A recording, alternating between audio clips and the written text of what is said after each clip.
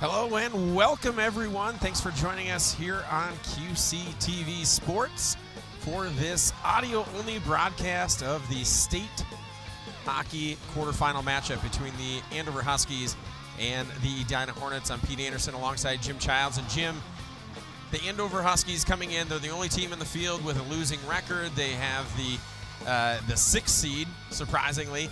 But they match up here against the Edina Hornets. The Hornets coming in with 5 consecutive state tournament appearances, as we have the lineups being announced down on the ice. But these two teams, surprisingly enough, never matched up before.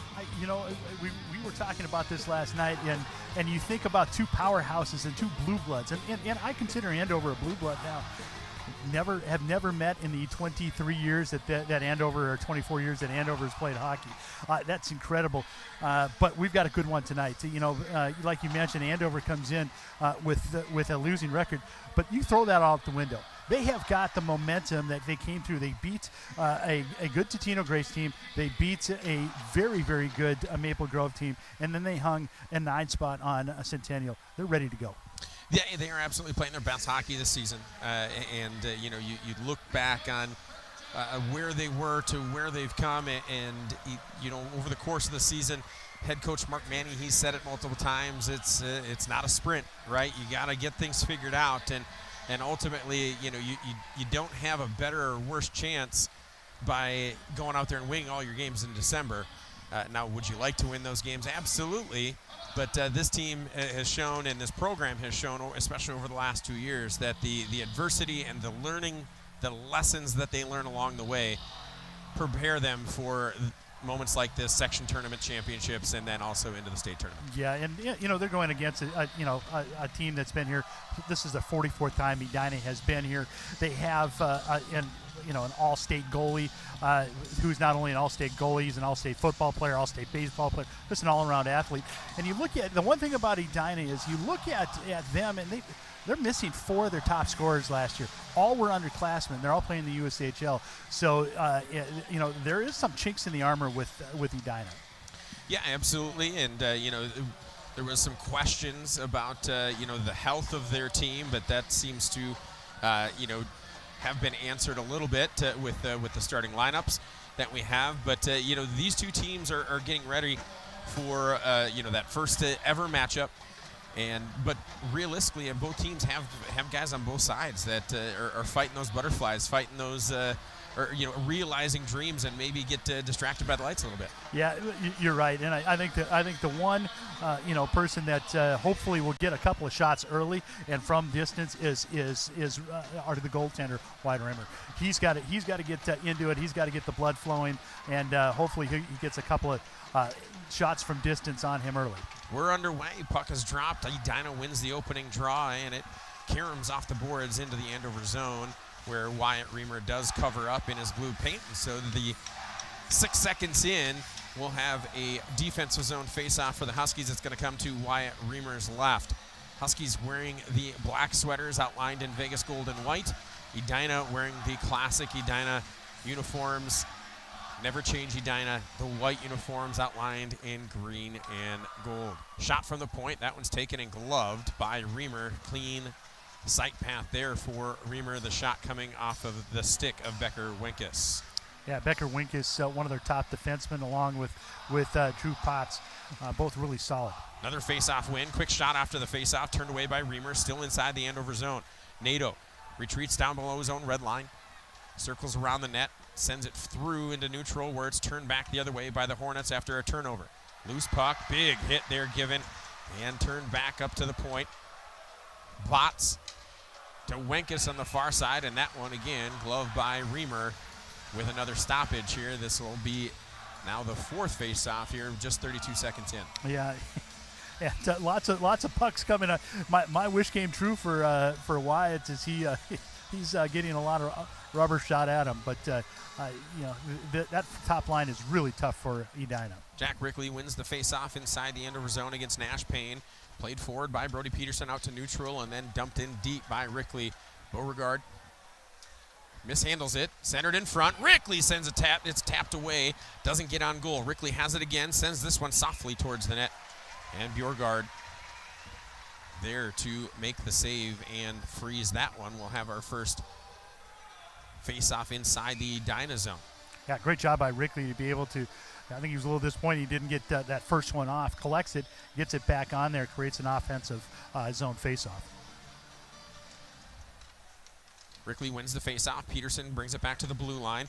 Shot taken, blocked, held in at the point by Johansson momentarily before he pulls it back out. Allows the Huskies to regroup, dumped back in, and it'll be played out. Edina trying to break out of their own end. Played forward by Sam Peckham. Peckham ahead for Nash Payne, and Payne lost the handle down low in the Andover zone. Rogers plays the check. It'll be Brady Peterson. That's going to be a tough one here tonight because there's a Brody Peterson on the Huskies. There's a Brady Peterson on the Hornets. Brody I McDowell, can't promise yeah. I'm going to get them correct the entire game. Thankfully, they're not the same number as well. Dylan Knox behind his own net. Brings it around the circle, taps it forward, doesn't find a teammate to connect with, and it's a turnover. Edina will play it in their own end. Now starting the other way, right to left on your, what is this, an online dial? Shot taken on Reamer. Reamer turns that away. The Huskies get it out of the zone, but just past the blue line before the Hornets wind and fire and dump it back into the Andover zone. Off the boards, it'll be played forward. Big hit. Jars the puck loose from Cade Dorstad. Now played ahead. Will Thackeray will bring it into the Edina zone. He lets a shot go. That's turned away by Bjorgard. Now play it back the other way for the Hornets. On the puck here is Wenkes. Benker Wenkes teams up with Bodie McConnell, who dumps it in. Far side, Tucker Johnson, leading scorer for the Hornets, puts it deep behind the Andover bench, or excuse me, goal. Circling around the zone. Now up top at the blue line, dumped back in. Huskies doing a good job at keeping the Hornets on the perimeter, not getting any clean shot angles. Takeaway on the far half wall. The Hornets trying to just create something, and it's the Huskies that come away with the puck. Near side, now it's Thackeray again. He'll chip this one not very far, but then a turnover forced by Langfeld. Langfeld gets dragged to the ice. No call. And no call. Edina brings it the other way. Brady Peterson on the puck, dumps it in to the Andover end. Nato collides with Alex White. Now it's pinned behind. And it'll be played out to the blue line by Nash Payne for the Hornets. Shot taken, no redirect, as it was a couple of skaters there aside on the far side with Wyatt Reamer. Sauer on the puck, drops it here for Nato. Nato works through his own end. Tries to thread the needle through neutral ice for Sauer. Couldn't connect. Peterson on the puck. Brady. Told you it was going to happen. Turning and firing, and that one goes wide in front of Reamer, in front of the blue paint. Chase Hendrickson brings it into the Edina zone. Didn't have numbers, and he'll just play it in deep. Allows his line mates to get in. Rickley, now Peterson. Brody sends it in forward. Wide open shot, and Beauregard makes the save. Chase Hendrickson from the low slot, unmarked. Takes that pass from Brody Peterson. And Chase Beauregard, good position.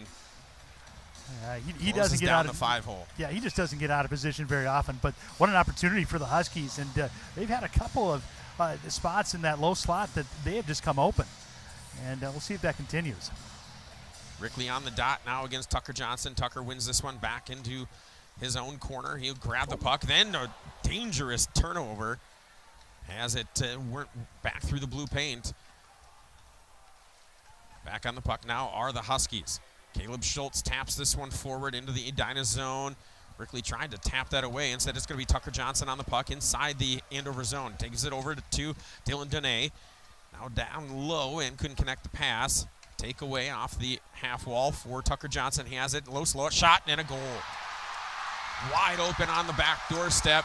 Bodie McConnell takes the pass from Tucker Johnson and buries it. 12:25 to go in the first period. And our first game event is a goal for the Hornets. Yeah, that's what this line does. They have just an excellent job of forechecking, able to get the turnover in the zone.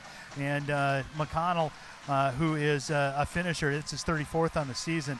But Tucker Johnson, just a Mr. Hockey finalist. That's point number 61, 45th assist on the season for Johnson.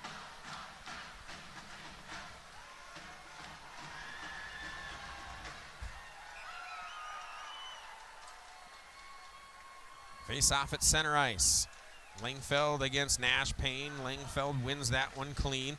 Pulls it back to his own defense, who are playing it forward and through their own zone.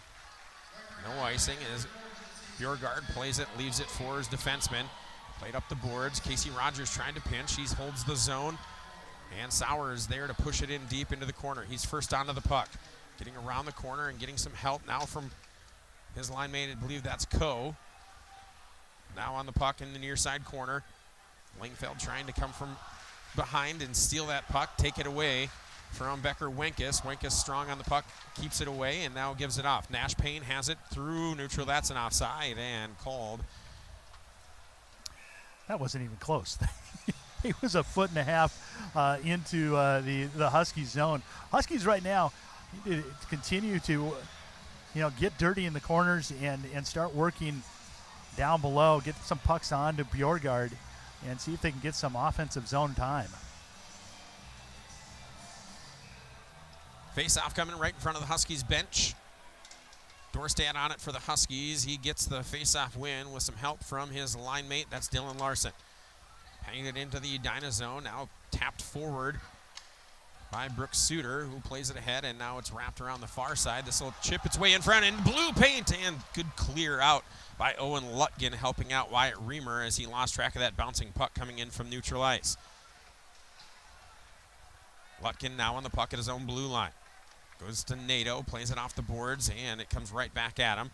Now back into the Edina zone, where Suter's on the puck for the Hornets. Works through neutral, gives off near side, finds David Vereka. Vereka lost the handle, plays it into the corner. He and Nato collide, and puck comes free, picked up by Dylan Dene. Dene got one on net. Reamer turned it away with the leg pad. Back out into neutral. Loose puck sent back into the Husky zone as the Hornets go off for a change. Lutgen on the puck for the Huskies.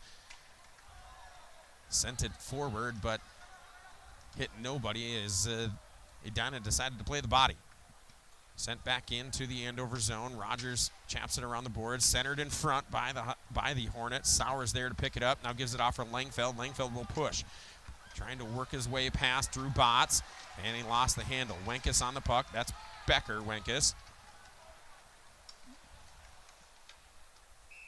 And we'll have an icing as that pass couldn't be completed for the Hornets. Looking for Bodie McConnell. Goes past his stick and into the Andover zone. We'll have an icing and come back inside the Edina zone for an offensive zone faceoff. Shots on goal right now. The Edina's up 9-3 right now, and with the as far as faceoffs goes, it's tied at 4. So equal on the dot.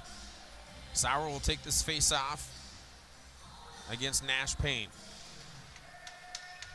And it won't be against Nash Payne. He's asked to leave, so Sauer will take this against Brady Peterson. Sauer wins it. Langfeld got it quickly and sent a shot towards the net. I think it missed wide and then to the short side. Tapped through neutral, and it'll be Johansson playing it ahead, trying to get it back, and then it comes free in front, tapped in front, and knocked out of midair by Langfeld right there by Reamer's mask. Dangerous play in front. Johansson blocks that centering pass and gets it up to the top of the zone. Sauer has it taken off his stick, and coming the other way is Nash Payne. He comes into the zone for the Hornets. He shoots from the left circle, and it's turned away by Reamer. Free puck chipped out into neutral ice. Rickley was able to get enough of it to continue its path into the Edina zone, but that's where the possession for the Huskies ended. Dump into the Andover zone. Good hustle play there by Bodie McConnell, trying to get even with Owen Lutgen. Wrapped back into the far side corner. Nato chasing against that one. That's Tucker Johnson matched up there. And Rickley will pull it out. Little reverse spin move, gets it ahead for Hendrickson. Chase trying to chip it off the boards and get it out of the zone, doesn't do so. Puck's still free, and it comes out of the zone, but Edina's still in possession of the puck. That's Miller-Wink is on the puck. Now he gives it up, and it's tic-tac-toed back into the Andover zone. Reamer plays it around as Edina gets a change. Brody Peterson at center ice, dumps it in deep, chasing it around on the far side is Jack Rickley. He gets marked off by Miller-Wenkus. And now Sam Peckham will bring it out of the zone for Edina. Johansson plays it off the boards, gathering and then sending the puck forward are the Huskies. Shot taken, not gloved cleanly, but it is defended by Bjorgard. Another shot that goes over the crossbar. Larson matched up, but there's Rickley there to help out. Continues it along the boards for Peterson. He'll wrap it all the way around. Johansson races, can't get there on the blue line, and now he's going to get attacked from behind. Alex White couldn't make anything happen there. Nice pass at neutral ice, gives it up, takes a shot, and that one's gloved out of midair by Chase Bjorgard. We get a stoppage as Dylan Larson's shot attempt is thwarted. TV timeout coming out here as 8:04 remain in the first period. Edina leads by a score of 1-0. Well, Kurt Giles, 27th year, old North Star. Most people don't remember him as a North Star; they just remember him as that coach from Edina. But had a really successful career as a defenseman. But it's the 17th time he's taken a team to the state tournament. It's quite a tradition there. It's there's a reason that everybody says they hate Edina, yeah. And it's not necessarily a reason that Edina did anything wrong, except for just continue to win. Yeah, exactly, and you watch tonight, and to be on the aggressiveness on the forecheck with Edina right now, it's really put the Huskies kind of on their heels, and hopefully Coach Mark Manny will figure this out as he always seems to during this, and this TV timeout is a great opportunity to kind of collect everyone before you head to the locker room. And that's one of the other things that always gets lost in the shuffle when you once you make it to the state tournament is you have those TV timeouts, and ultimately it's almost like you get two additional timeouts every period, yeah. And so rotating through two lines is very manageable. Yeah, it really is, and you get to and that third line that comes out there, you just want them to be as physical as possible and get out there and expend as much energy as they can for the 30 to 45 seconds that they're out there. But the Huskies right now, Reimer looks. The one goal that was scored, nothing he could do about that. Reimer looks solid in between the pipes, and defensively, you can see on the blue line, Johansson's make some nice defensive plays back there. Huskies are in this game. Yeah, they're as we mentioned at the top of the broadcast, they're playing their best hockey of this season. As I was getting my preparation here for this game and looking through things, and calling the majority of the home games for the Huskies this season, I went back to the last one of the last home games they had, and I was looking at the progression of the Huskies' goals per game and goals against per game, and from that last home game that they played, what seems like ages ago, their goals against average has dropped by almost a full half of a goal in those 6 games, and on the flip side, their goals for has increased by almost a full half goal per game. So they're definitely playing a different brand of hockey than they were even as recently as the end of January. We're back underway here in the first period. Lutkin takes that loose puck and sends it towards the net. It does get a Karam right there in front. Langfeld wasn't able to get a stick on it. He does create a turnover there behind the red line. Shot taken. That's deflected in front by a host of Edina Hornets and brought the other way. Here comes Dylan Donnet. Donnet dumps this one in behind Wyatt Reamer and behind the goal. Allows the Huskies to take over possession. Long pass across and goes up into the Edina bench. So we'll get a whistle and a neutral zone face-off here. I think we mentioned, before, Huskies are getting some opportunities right in that low slot area, and boy, you'd like to see one of those one-timers get buried back behind Bjorgard here in the first period. Rickley against Nash Payne right on the center dot here at the Grand Casino Arena. Pete, I got to tell you, you nailed it. You didn't say XL Energy Center, which has been.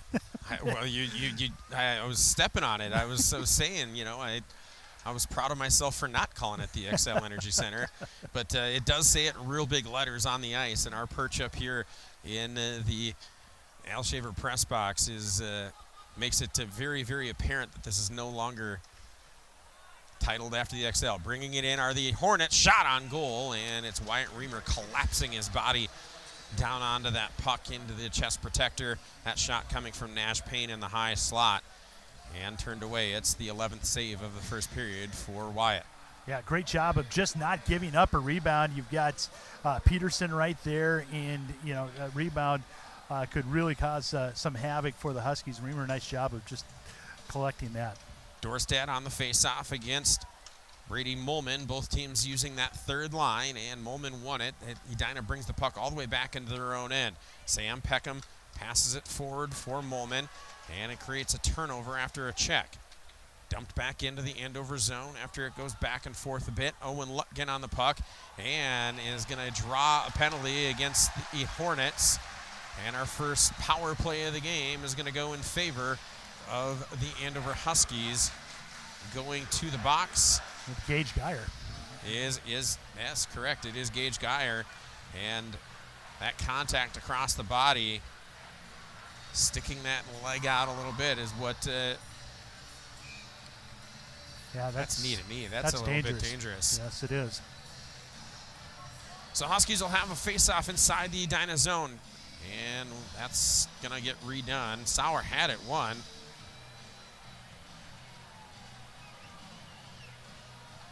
Do you remember when officials didn't care this much about dropping the puck? They have to have a 5-minute conversation before they drop it, yeah. Edina wins the face-off, but quickly on the puck is Camden Lingfeld. He brings it around, near side for Nadeau. Now it's back on Nadeau. Sick, he shoots, and the one-timer is absorbed by Bjorgard. He holds on. Yeah, 2 penalty killers out there for Edina. Malman and Peckham. Peckham's going to Cornell. He's a smart, heady player out there. And Malman just gets in the way of everybody. He is a little pest. Face-off win for the Huskies. Rickley gives it back for Nadeau. Nadeau goes across the top of the zone. Now down low, Langfeld. Sauer back up top, looking for Dylan Knox. Knox on the puck. He'll work it to the center. Nearly lost the handle. He'll recover. Nadeau was there to help him out. Far side, Langfeld at the top of the left circle. Waits, gets it to the slot, and was trying to slide that one down low for Rickley and lost the handle. Rickley turns and fires, and from a shallow angle, Bjorgard got a stick on it to redirect. Another one-time puck goes up in the air. Bjorgard got a piece of it. Half wall at the near side, and good work by the Hornets. That was Tucker Johnson taking a couple swipes at it to get it out of the zone. Huskies will re-enter. No, they won't. Good work again by Tucker Johnson to prevent that zone entry. Now Sauer has it. He's trying to get past the defense, and he lost the handle on the puck. Back out into neutral as it wrapped around. Hornets thwarting the Huskies' power play unit thus far. 46 seconds to go in the extra attacker time for the Huskies. Langfeld on the puck, goes through neutral ice, gains the zone, still working, taking a shot, and his shot never really got too far from the blade of his stick as it was altered in front by Becker Wenkes. Lutgen behind his own goal, settled by Reamer. He'll bring it out, does Lutgen. Near side, he gives it up for Nadeau, who will send this one deep into the zone. Under 20 now on the power play time. Coe had it wrapped up in his equipment as he was down on the ice and didn't realize it, and allowed for an easy clear for the Hornets. Lutgen now on it, 7 seconds to go in the power play time against Gage Geyer. Lutgen brings it in, gets around the hip check, now centers in front, and it's an opportunity for the Hornets the other way. They've got numbers 4-on-1, chasing to get back into his Thackeray, shot in front, and a goal. McConnell. And it is Bodie McConnell once again. That 4-on-1, they push the puck out wide and then back in towards the net, and just tipping it on the near side past Wyatt Reamer. Really not anything he can do. He can only take up so much space. Yeah. And with not much help coming in the back checkers from the Huskies. It's the Edina Hornets coming out with 4:26 remaining. It was a 3-on-1, actually almost a 4-on-1 by the time Lumpkin got back there. And McConnell just parked right on the doorstep, able to just push that one right past. And boy, you know what? I think they need to look at that. That looked like that got hit in with the skate. Well, they're going to have to. It absolutely did. It absolutely hit off, and he was leading with the skate. That should be a no goal. And they're not going to. Huh. They do have the ability here. to do it. Yep.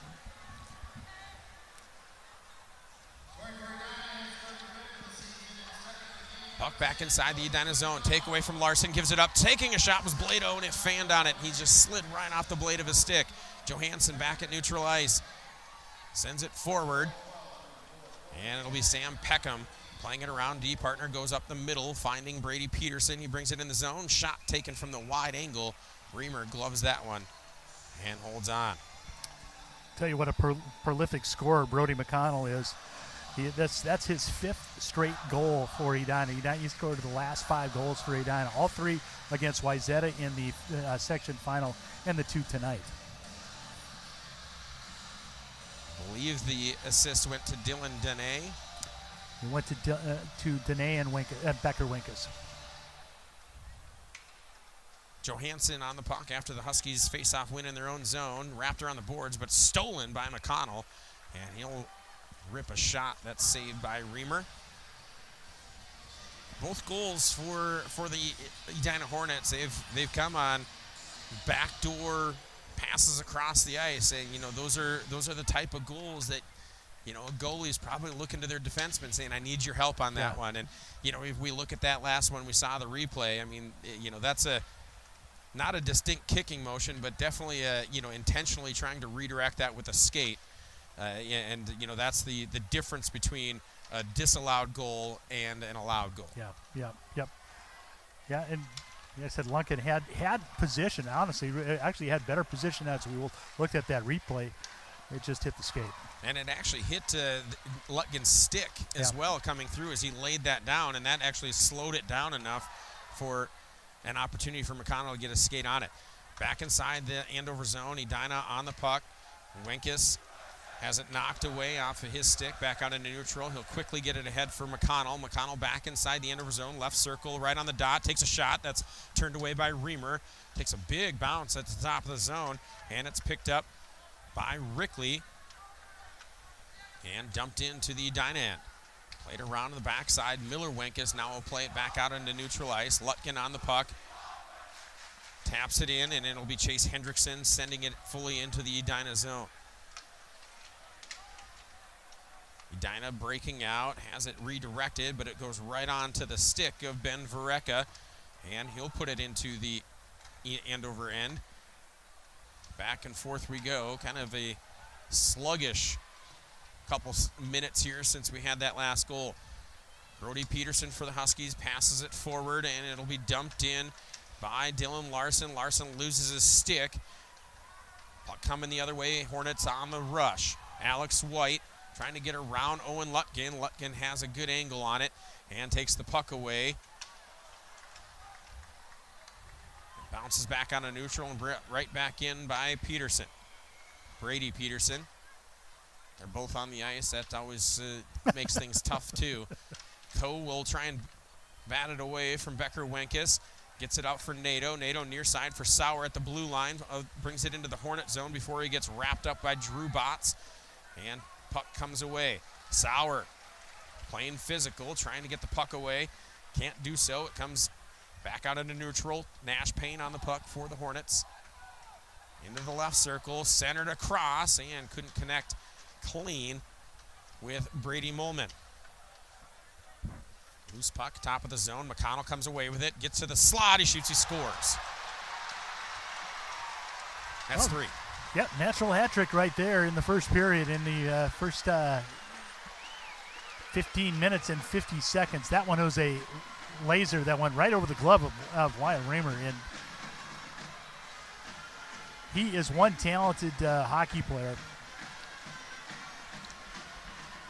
And just got into the high slot, and you'd see it was just a laser. It was a laser, and McConnell, I believe that one should go as an unassisted goal. And that's his 36th goal of the year, and as you mentioned, Jim, before, now his 6th straight goal, consecutive goal for the Edina Hornets. Two hat tricks in 2 games, not too shabby, huh? Face-off win here as we approach the 1 minute remaining mark in the first period. Goes to the Hornets. The Hornets will work through neutral ice and have the puck. Tucker Johnson gives it up, and then it comes out to Wenkus at the point. Becker, Wenkus sends it across the zone. McConnell through his legs trying to connect with somebody in front of the net. Instead it goes to Nato the other way. Now Langfeld on the puck. Or excuse me, that's Rickley. Rickley puts the brakes on, gives it out into open space for Casey Rogers in the far left circle. Stops and then side in. That was Hendrickson that had it go through his skates right there on the back doorstep. He was unmarked, and he could have had an easy tap in. McConnell back on the puck inside the Husky zone. He shoots, and this one is turned away by Reamer. And we've got a stoppage as the net comes off the moorings. Brady Molman, I believe, was the one that crashed into it. Well, that was an excellent pass by Casey Rogers right on the back door, and too bad Hendricks could not redirect that in, but boy, what a nice pass.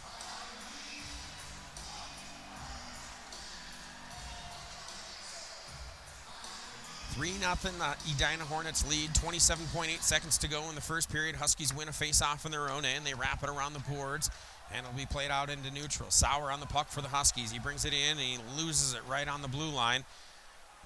Got it caught in some dirty ice. Brought back across. Now Sauer from the right circle. He shoots. That one was a missile, and it's Bjorgard reaching out to get a piece of it and catch that one in the left-handed mitt. Yeah, we need more of that. The Huskies need more of that. Get the pucks on nets. Try to create some opportunities. And Sauer's the kind of guy that has that shot and has that size to be able to use his body to shield and get that puck on to Bjorgard. It'll be Langfeld on the dot and then near into the Edina zone, right side. Gives it a little push to Nash Payne, and that gets him asked to leave the face-off circle. Sauer wins it, gets it over to Langfeld on the boards. He wraps it down low where Coe's on the puck and tied up immediately. Sauer jumps in to help out using that big 6'4" frame, sends it on towards the net. Correction, that wasn't Coe, that was Rickley. And Sauer exchanging words with Nash Payne. Also coming in is Jack Rickley to his teammates' defense. But after 1 period, Jim, it is a 3-goal lead for the Edina Hornets, and it's been all Bodie McConnell. It really has, and that top line, that Tucker Johnson line, is pretty dynamic. Because Huskies are going to have to figure out how to, make sure they've got forwards back checking, and they can get in this. They need to come out, and if they can get a goal early in the second period, we've got a game. Shots after 1 period, it's Edina 18, it's the Huskies 8. The scoreboard reads Edina 3, Andover 0. Thanks for joining us on this audio-only broadcast of this state quarterfinal matchup. We're going to be back after the first intermission. Stay with us. Edina 3, Andover 0.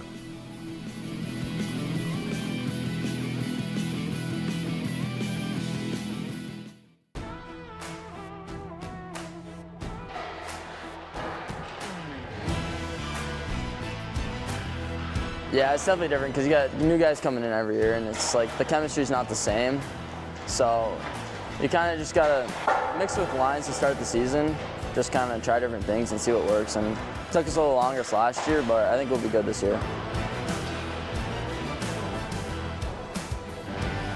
So right now I'm actually out, so I don't practice with the guys, but going before, and I was watching scrimmages yesterday. We had 2. Boys look kind of young. I mean, we got some good talent coming up, but we just need it's like we're still in kind of summer hockey, so we just need to get back to our game and get to play Husky hockey, and then we'll be fine throughout the year.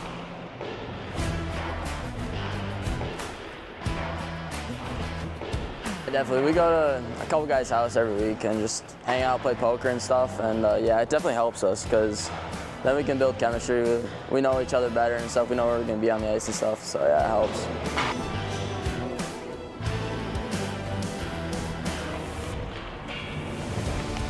Yeah, I think we get more comfortable with each other, like let people know like what we think and everything, like on certain plays, because like talk to them a lot, you know what I mean, hang out with them. I definitely have rituals. I eat the same thing before every game. I eat spaghetti from Noodles and Company, so that's about it. I mean, I like to shoot pucks right before, like I actually start warming up, so I'll get here like a half hour before I actually want to start like preparing for the game, shoot pucks a little bit, get my hands right. But I mean, I don't know, I drink 2 Red Bulls right before I go out to warm-ups, but that's it. I think Maple Grove's going to be a big one for us. We played them twice this year, and we've always had close games against them every year, so it should be really fun.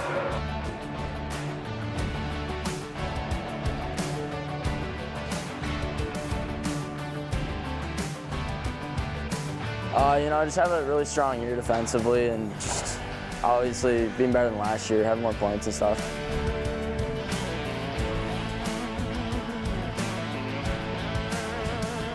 Blaine, I think, will give us a good run for our money for state because we're in a new section this year. So I'm kind of excited to get after them and play them. What's that like having a new section? I mean, I don't know. I mean, we play them in our conference quite a bit, so we still see them throughout the years and we kind of know what they got up ahead. But, I mean, I don't know, it should be the same type of goal to get to state.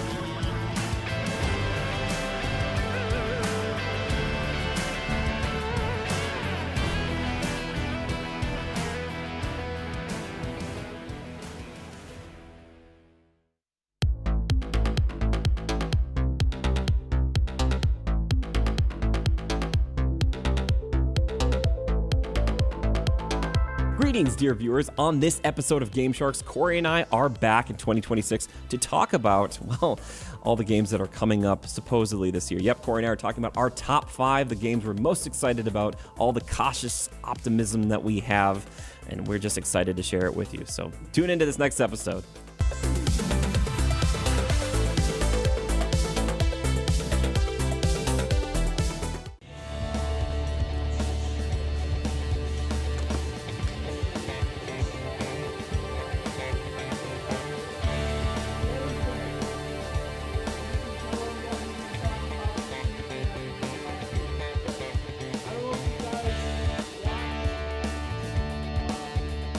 Feeling pretty good. We're 13-2, so that's pretty good. I don't feel like a real big test though.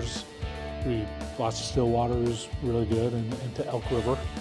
And probably our big wins are Cambridge and St. Thomas Academy. So, you know, other than that, you know, we've done all right. So I think there's still a lot of room for improvement.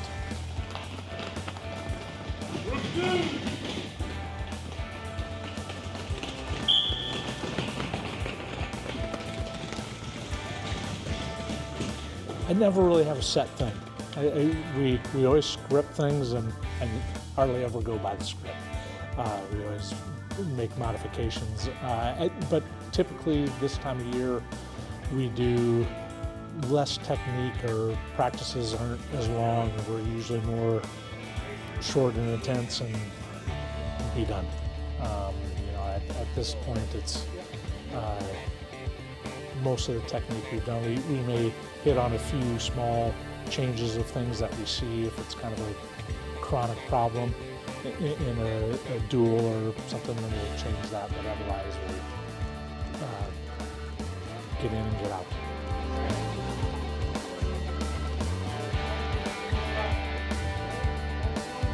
Probably the best one that comes to mind right away happened real early.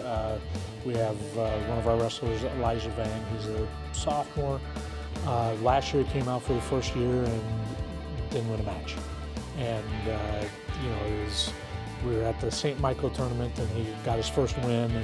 And just to see that smile coming off is pretty gratifying. You know, wrestling is not the funnest sport sometimes, but it's probably the most rewarding, and that's one of those things that you can point exactly to.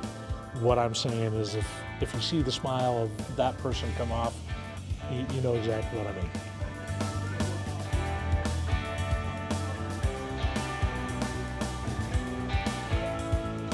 It's really a different animal when you're talking about team sections and individual sections, because team sections there's planning and you're doing all these what ifs and trying to figure out matchups, and seem like you have a lot more control that you really don't.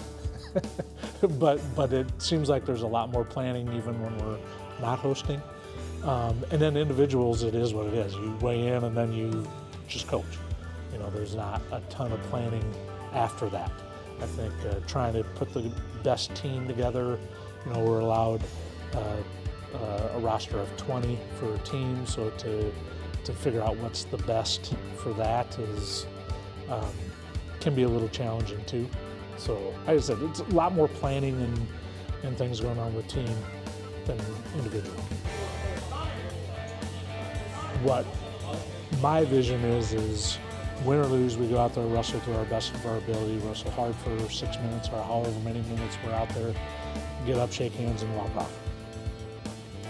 Celebrate with our team, be more of that we instead of me aspect. That's what we've been harping on, and hopefully I can get across.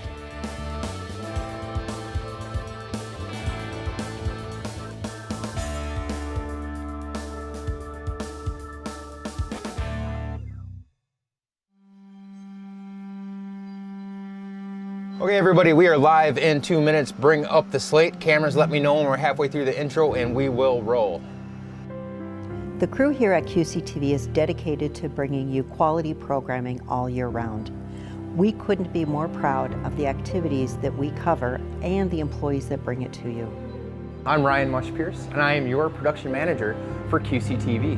And I say I'm your production manager because we are here to serve our communities. Over the years, I've watched these kids grow up through the high schools. I've watched the communities grow. I've watched the businesses grow.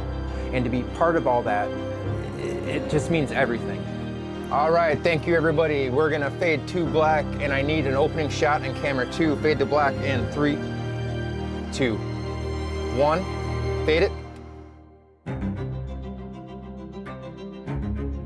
Bring up opener graphic. Bring up announcers. All right, guys, we're in it. Good job, good job, good intro. How long? 20 seconds. Right along here on a Friday night. And we're out. Back to camera 1. All right, I need another close-up. Give me 3. Ready, 3. 10, 5, touchdown. Ready, fan cam. And go fan cam. One of the best parts of the job is covering the parades and the sports and all the events, broadcasting that out to the world, and then seeing a message from Grandma and Grandpa living down in Arizona saying, hey, QCTV, thanks for broadcasting this event so I can watch Johnny or Susie play their favorite sport. I always love those moments. It really makes the job worth it. So the primary role of our full-time producers is to deliver timely and engaging video content in the communities we serve. Our mission is to provide consistent, cutting-edge video content that keeps residents informed about what's happening in their own backyard. In addition, QCTV creates more than 200 social media videos annually, along with vertical short-form content, live stream events, and regular government meeting coverage. You'll see the QCTV truck and the crew always out there hard at work getting these events covered. We'll be battling the snow, we'll be battling the sun, all the elements, just to bring you the coverage. I've been with QCTV for 17 years, and I continue to look forward to coming to work every single day. Each day brings new challenges and creative opportunities. Our team is made up of exceptionally talented producers, and I'm constantly inspired by the collaboration and passion they bring to their work. Over the years, I've seen our videos make a meaningful difference in the community, and that feeling never gets old. Of course, none of this would be possible without you, our viewers. We sincerely appreciate you tuning in to see all the different programs we offer. Chamber of Commerce inviting you to watch the January edition of the Chamber today Report we're talking, right here of on course, about video games. QCTV. We are And going to wrap up. Welcome to QCTV's Live and Local, the Andover edition, and we are here at the warming house at he takes in and it'll roll on a play, and the Huskies are going to take home a quarterfinal. Absolutely. State tournament win. A couple little ones I try to help motivate. Now giving out over $1.5 billion. To honor and honor to walk, we post almost. Again, we are committed to all the different stories, and it's your QCTV crew that brings it to you. Thank you.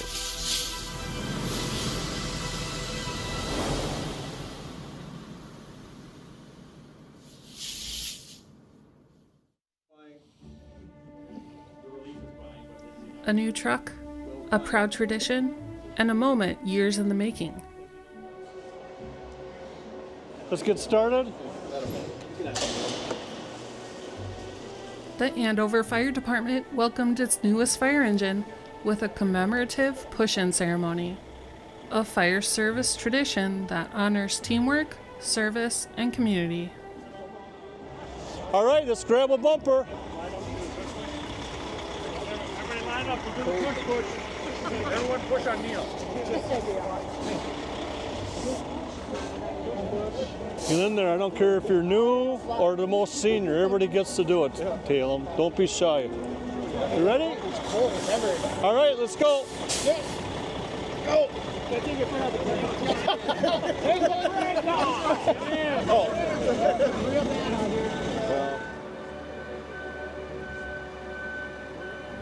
Long before fire engines had motors, firefighters used horse-drawn fire wagons, and returning from calls, had to push in the wagons by hand into the station.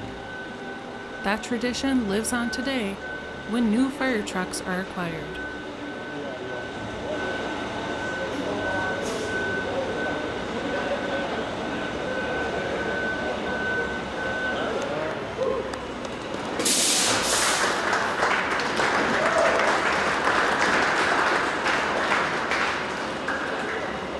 I've been on the council 1 year now, and I'm always in awe of our fire department and the paid on call and our full-time staff, all of them, and all the hard work that they do. And you know, they're giving up a lot of their free time to respond to calls. And I'm very proud of them. I know the rest of the council is very proud as well, and we as a city should be proud of them and very, very appreciative of all they do. So. Fire Chief Dennis Jones showed off the engine's unique storage designs and new features built for efficiency and quick access when seconds matter. Well, this is our new 2025 Pierce Velocity Pumper, engine company, if you will. It has a 1,500 gallon a minute fire pump on it, 1,000 gallons of water. It carries 6 firefighters. That's identical to our previous engine. Our intentions here in Andover over the next couple years is to create a fleet that's identical from rig to rig. So each compartment is laid out the same with the same equipment. So a firefighter can work in any engine company, and when they need to step off the rig, they know exactly where every piece of equipment is. It makes them more safe, makes them more effective, and more efficient. This new engine begins its service backed by tradition, training, and the strength of the team. Welcome back here inside Grand Casino Arena. I'm Pete Anderson alongside Jim Childs on this audio-only broadcast of the State AA Quarterfinal. It's the Edina Hornets, the third-seeded team in the field, out to a 3-0 lead over the Andover Huskies. And Jim, the first period, Edina outshot the Huskies. They outscored the Huskies. What's got to change here for the Huskies if they want to try and get their work their way back into this game? Well, they've got to get in the neutral zone and clog that up, because you know, I think if they can create some turnovers and have a chance to get that puck and get some odd man rushes going the other way, I think they've got an opportunity. They've got to score fast here in the second period. We are just about underway, and now we are, as Langfeld wins the opening dot for the Huskies, and Lutkin quickly dumps it in. Bjorgaard stops it behind his own net. And the puck comes free. Coe right on it and couldn't create that turnover. Near side, Dylan Dene will give it back behind his own red line. As the Hornets pass it ahead, McConnell tips that inside the zone. McConnell scored 3 goals in the first period for the Hornets. He passes into the circle. It's tipped away. Huskies can't do much with it. Puck loose, and it's Langfeld picking it up. He's going to work right down the middle, gives it up for Sauer. It was outside of his reach, which is long with his 6'4" frame. Bringing it back in, drop pass, McConnell's shot. That's redirected by Lutgen.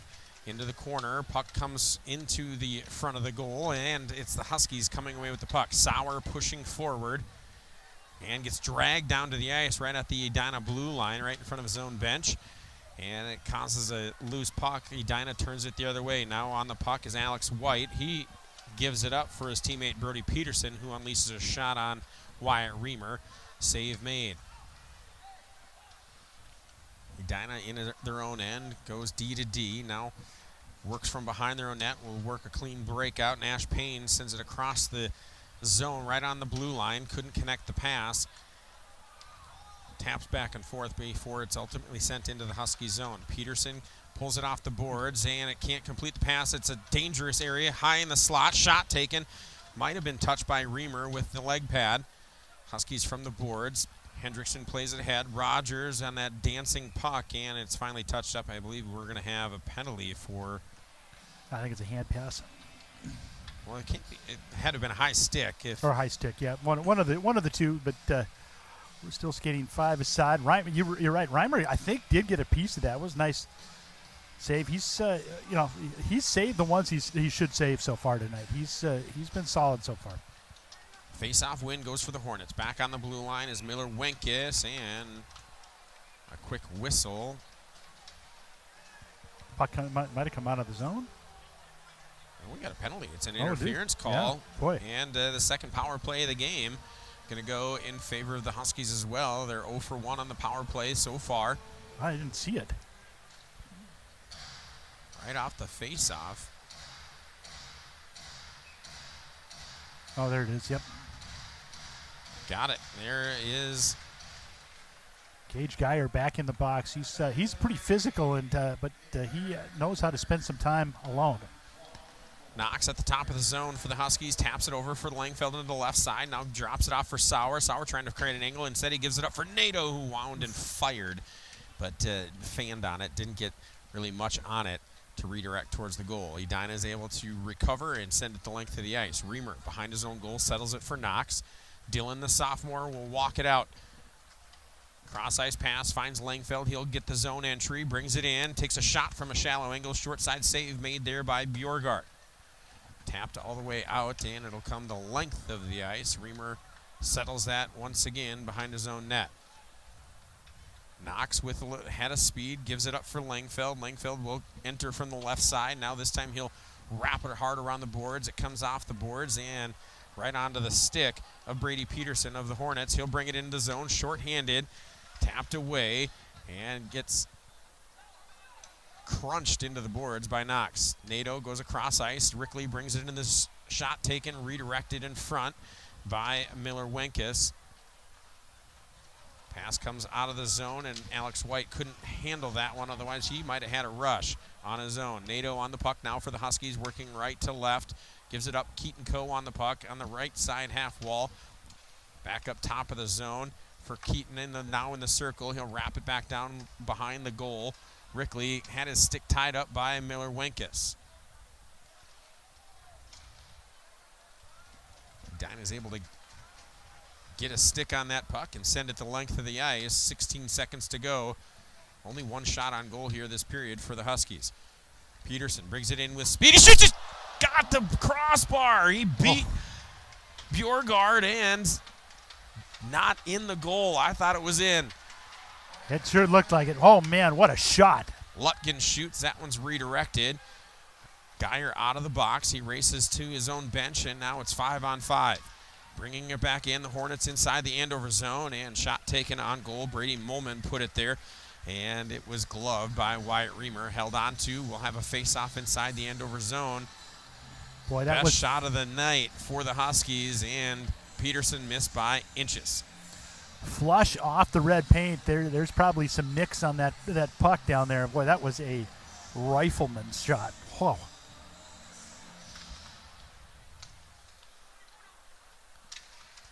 Face-off inside the Huskies zone. Huskies control. They'll bring it inside. Sauer centers that pass. Was a no-look pass as he was pinned against the boards, and it split his two line mates in Larson and Langfeld. Long pass through neutral ice.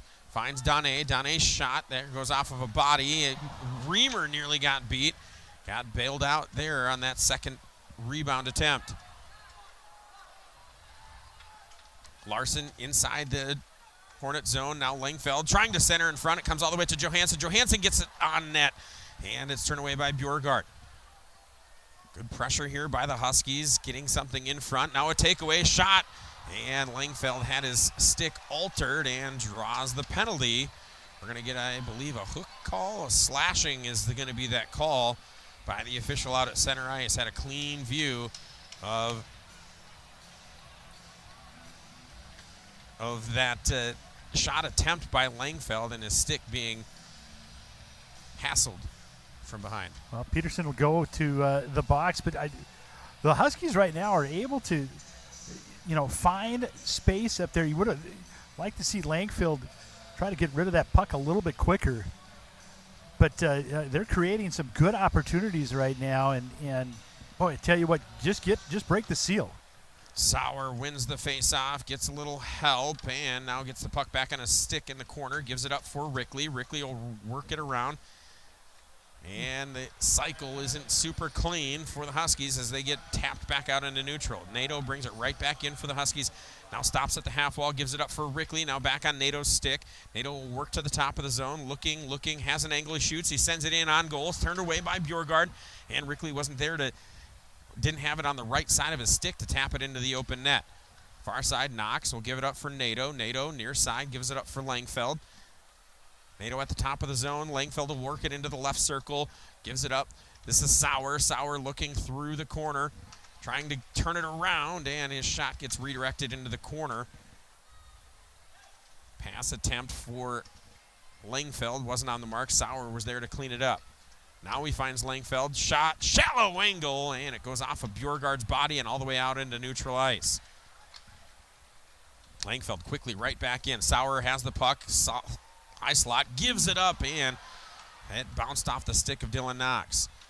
Hornets gain the puck and gain the zone, send it in so they can get a change for their penalty killers. 45 seconds to go in the penalty time against Brady Peterson. And pass to Langfeld as they tried a zone entry was off the mark. It allowed Edina to clear the zone. Lutkin will bring it up now, under 30 to go in the penalty time. Coe has it, brings it across the blue line, goes into the corner. Thackeray there to help it out, trying to get it for Coe. Coe has it, cross-ice pass, backhand shot, taken and blocked in front, and it's going to be working the other way.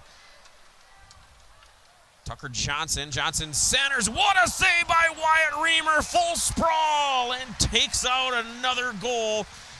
And that's a huge save for the Huskies. I think if it turns to a 4-0 game with a shorthanded goal at the end of a power play, that really would have taken some wind out of the sails. Instead, Wyatt Reamer comes up with the biggest save of the game. Yeah, sometimes that even will give it a little momentum, but what a great save. Being able to get vertical quickly and getting that pad out there along with that glove. It was a great pass from Nash White over, or Nash Payne over to White. White right on the doorstep. Keeps it rolling. Face-off win goes for the Huskies. Lutkin wraps it around the boards. Takes a hard bounce out of the zone. Past Thackeray. It allows Edina to kill the rest of the penalty. Peterson back on the ice. He works it now inside the zone. His shot taken, and the big rebound was pushed wide by Tucker Johnson. Johnson gets it up top. Now one-time opportunity. That's too high over the glass, or over the crossbar to the back glass. Lutkin on the puck behind his own net. Lost the handle. It comes up top to the blue line. Here's an opportunity for Edina. They got two players down in front of the blue paint. And that was Dylan Donné that wasn't able to control that nice feed on the doorstep. Johansson trying to get past McConnell. He does. Pushing forward are the Huskies, trying to get something going, but they lost the handle on the puck. Now it's going to be Brady Molman. He circles back behind his own net. Long pass through traffic. Can't find its mark with David Vareka. It goes into the Huskies' end. Johansson out of his own corner for the Huskies, trying to get it for Blado. It's back on Johansson's stick. He'll try the other direction for Lutgen. Lutgen sidesteps a check, but loses the handle of the puck. Now working through, trying to walk the line, and gets it right onto the post. Reamer holding firm, and now there's a pile of people on him. It was Molman that was sprawled out on top of Wyatt. And I believe we're going to have a TV timeout. We are, and as we're approaching the halfway mark of the game. Yeah, right now, you talk about McConnell. One of the reasons why he's got a hat trick so far, he's taken 11 shots. 8 of them have been on goal, and so you look. He's got 33% of the shots on goal for Edina so far. As far as this period with stats. Face-offs won at 3-3. Shots on goal 7-4 in favor of Edina. But I tell you what, it seems like Andover has had quality shots so far in this period. You've got one off the crossbar. You've got a couple that are really almost look like they've beaten Bjorgard. So you feel like they're just knocking on the door. They just got to break the seal. You know, eerily similar to what the second and third period looked like for Lakeville South against Moorhead. You know, they had so many chances where, you know, it really looked like they kind of were just ready to you know, make it a game and really put the pressure on the defending champs. Here it's the Huskies really looking like they want to, you know, just kind of tighten the screws a little bit on the Hornets. Yeah, and you look at physical play. Both, I think both have used the body well. I don't think Andover's getting outmanned with physicality. I just think that the Huskies just need a break right now. They need to get. They've made their own. Wyatt Reamer has done a great job in net. They just need to get one past Bjorgard, and then you got a chance to make something special happen. Defensively, defense has been one of the strengths of the Huskies throughout this season, especially on their section tournament run. Playing so well on the back end, that relies on Chase Nadeau, Owen Lutgen. Those two have typically throughout the regular season not been paired together, really only paired at the end of the games. And, you know, now during the section run, they've been the top pair, and they've been out there together frequently. Yeah, and right now you've got to keep your best skaters on the ice as much as you can, and obviously those two can work well together. The defenders now for the Huskies are Knox and Nadeau, Langfeld, Sauer, and Larson, the forwards. Face-off win goes for the Huskies. Played up aboard. Sauer will chip it ahead, and Knox picks up the puck for the Huskies, brings it into the zone. Chases into the corner, playing down low. He has experience playing both as a forward and a defenseman this season. Outlet pass couldn't connect in front, especially out of the circle. Langfeld was able to create a turnover and then gives it right back. Dumped back into the Huskies' end. And that'll go as an icing against the Hornets. A little bit of a tie-up there with Knox and Nash Payne of the Hornets. Nash getting forcefully yanked by one of the linesmen. Yeah, so Edina's running basically two lines right now. You'll see that third line about every 6 shifts, but it's either the Nash Payne or the Johnson line out there. Face-off win goes for Tucker Johnson and the Hornets and their own end. They look to break out of their zone, and a long pass ahead picked off by the Huskies, and it'll be Coe on the puck. He sends it out into open ice, and it'll be Lutgen there to dump it in for the Huskies as they start their chase. Lutgen steps forward on that one, trying to create pinch on that opportunity. Couldn't keep it into the Hornet zone. Now back inside the Husky zone are the Hornets. Tucker Johnson down below the red line. He and Lutgen collide. Lutgen hits the ice. McConnell on the puck now, being marked by Rickley. Rickley Goes hard into the boards, trying to give it up. Now gives it up for Tucker Johnson. He spins out of trouble from NATO. Still on the puck is Tucker. He gives it up top for the blue line. Now a shot from the blue line. That one is Miller-Winkus. The Winkus pair out there at the same time. Becker on the left side, Miller on the right side. Miller was the one that let that shot go as we had a stoppage. Reamer holding on, making the save. Well, you're talking about Owen Lucky and how good he is defensively. Did a nice job of moving McConnell off the screen, so Reamer could have good vision there. So nice job by the defenseman from Andover. Brady Mullman for the Hornets wins the face-off draw. Quick shot there by Miller-Winkus once again. Kick save made by Reamer, and then another shot on goal. That one from David Varecka. Save made by Reamer again. And he is now up to 24 saves on the evening. Probably going to need a bag of ice at the end of this, huh? That glove hand has been has come up. Yeah, it's been clutch here for a handful of shots, especially here in the second period. Really, just that one he probably wants back against McConnell, the third goal of the game. Yeah, you're right. Face-off win goes for the Hornets inside the Huskies zone. Brought back to the we got another penalty and coming. Another penalty coming against, and a shot taken by Becker-Winkus. That's a no-no in the hockey world, and Edina's going to go back to the penalty box. And this time it's going to be Nash Payne. Well, he's not happy about it, but it's a penalty. He just pulled down the Husky, yeah. And so the Huskies get another chance at a power play. Boy, I tell you what, it'd be nice to see one get pushed past Bjorgard here. 4 penalties here tonight. All of them have been committed by the Hornets. And, I understand, especially high school kids and, athletes, sitting there being like, what did I do? That's one of those ones where you just get up and skate to the box, my guy. Yep, you are right.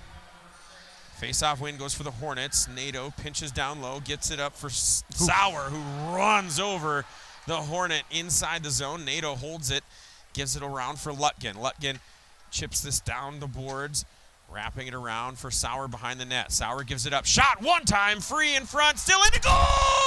The Huskies get a power play goal!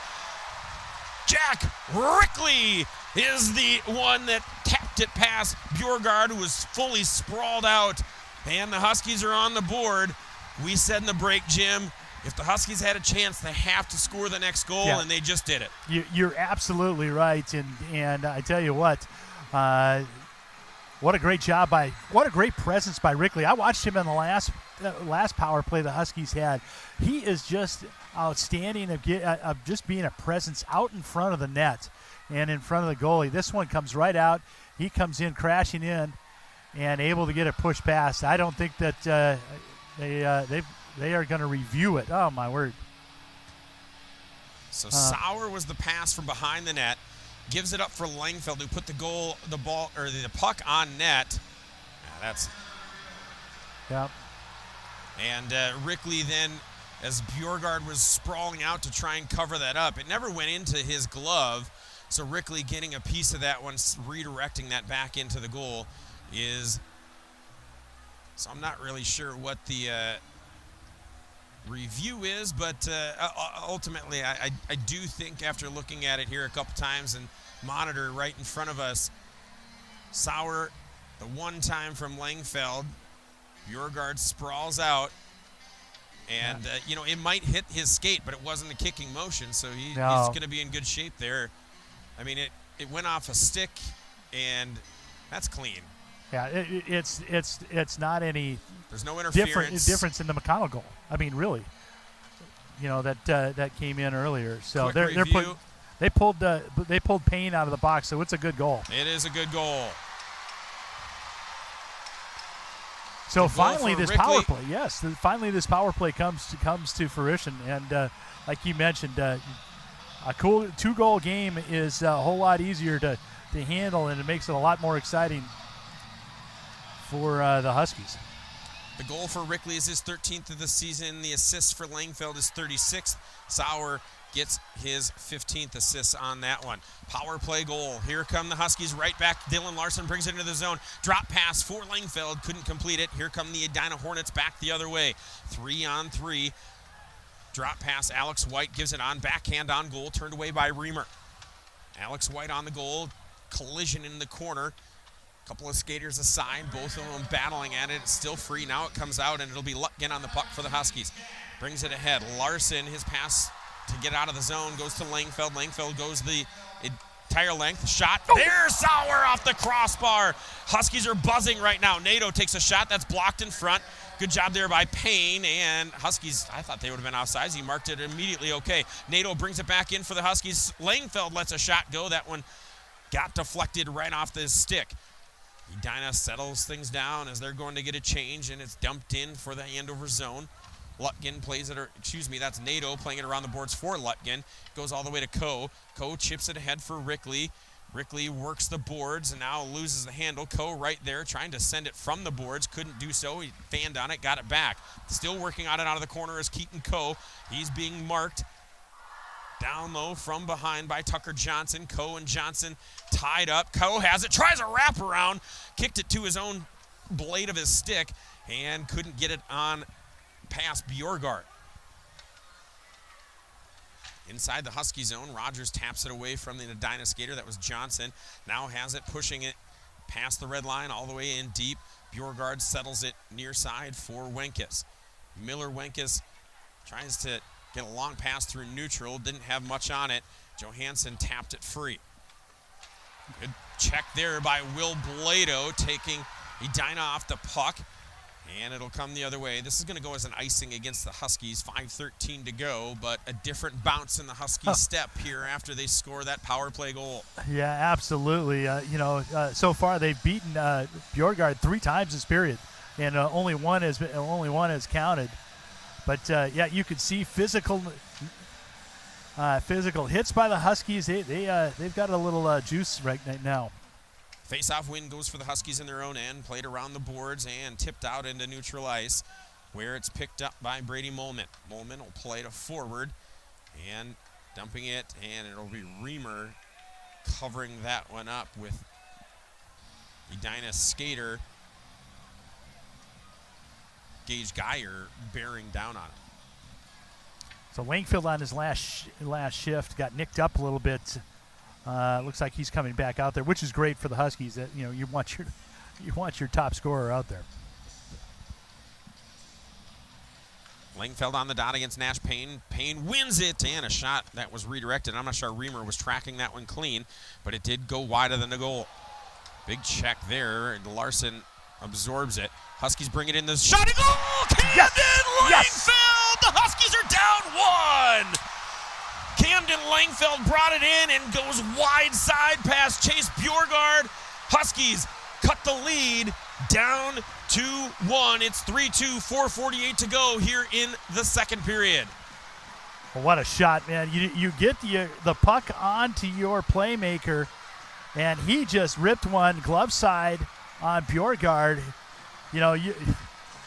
You make that goal a quarter inch bigger on any side, and the Huskies are up 4-3 right now. That one was a fantastic shot. Langfeld, a finisher, gets another goal. 21st of the season.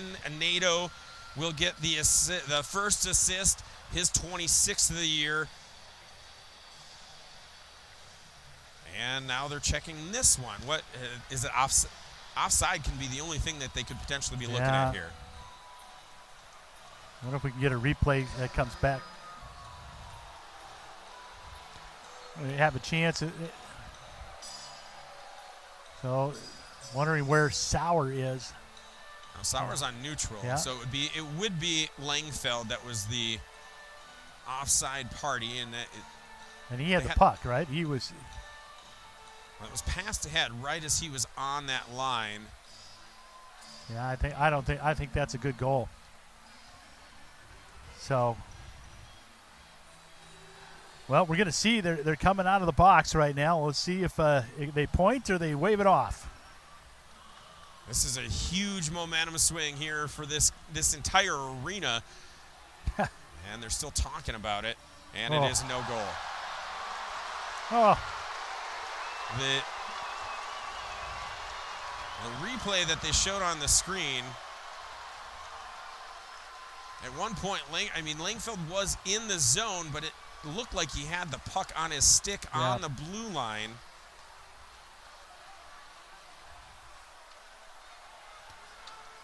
But the goal is waived.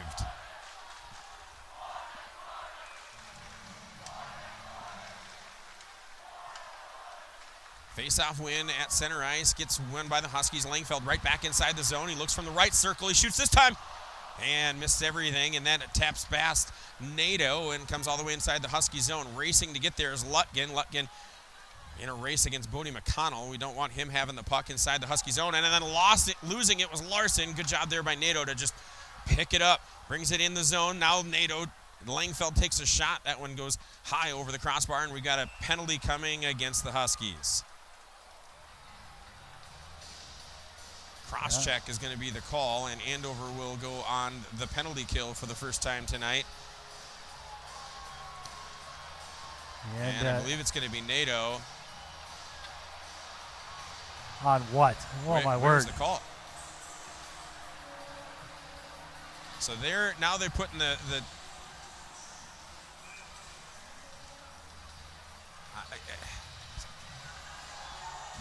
They're putting the replay of the offside on the board here, and it looks like Langfeld's skate is still on the blue line. I don't know how they waved that off. Yeah, I don't know either.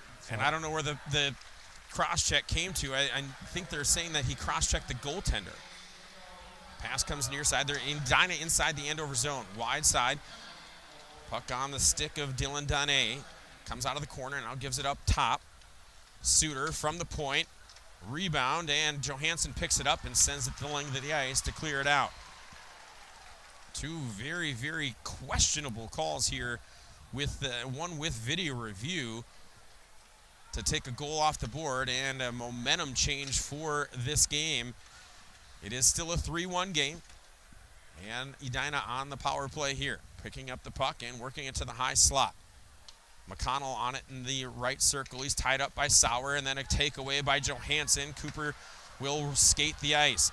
He brings it into the zone. He sends it, trying to send it for Langfeld, and now the Hornets have numbers coming the other way. Johansson racing to get back into the play.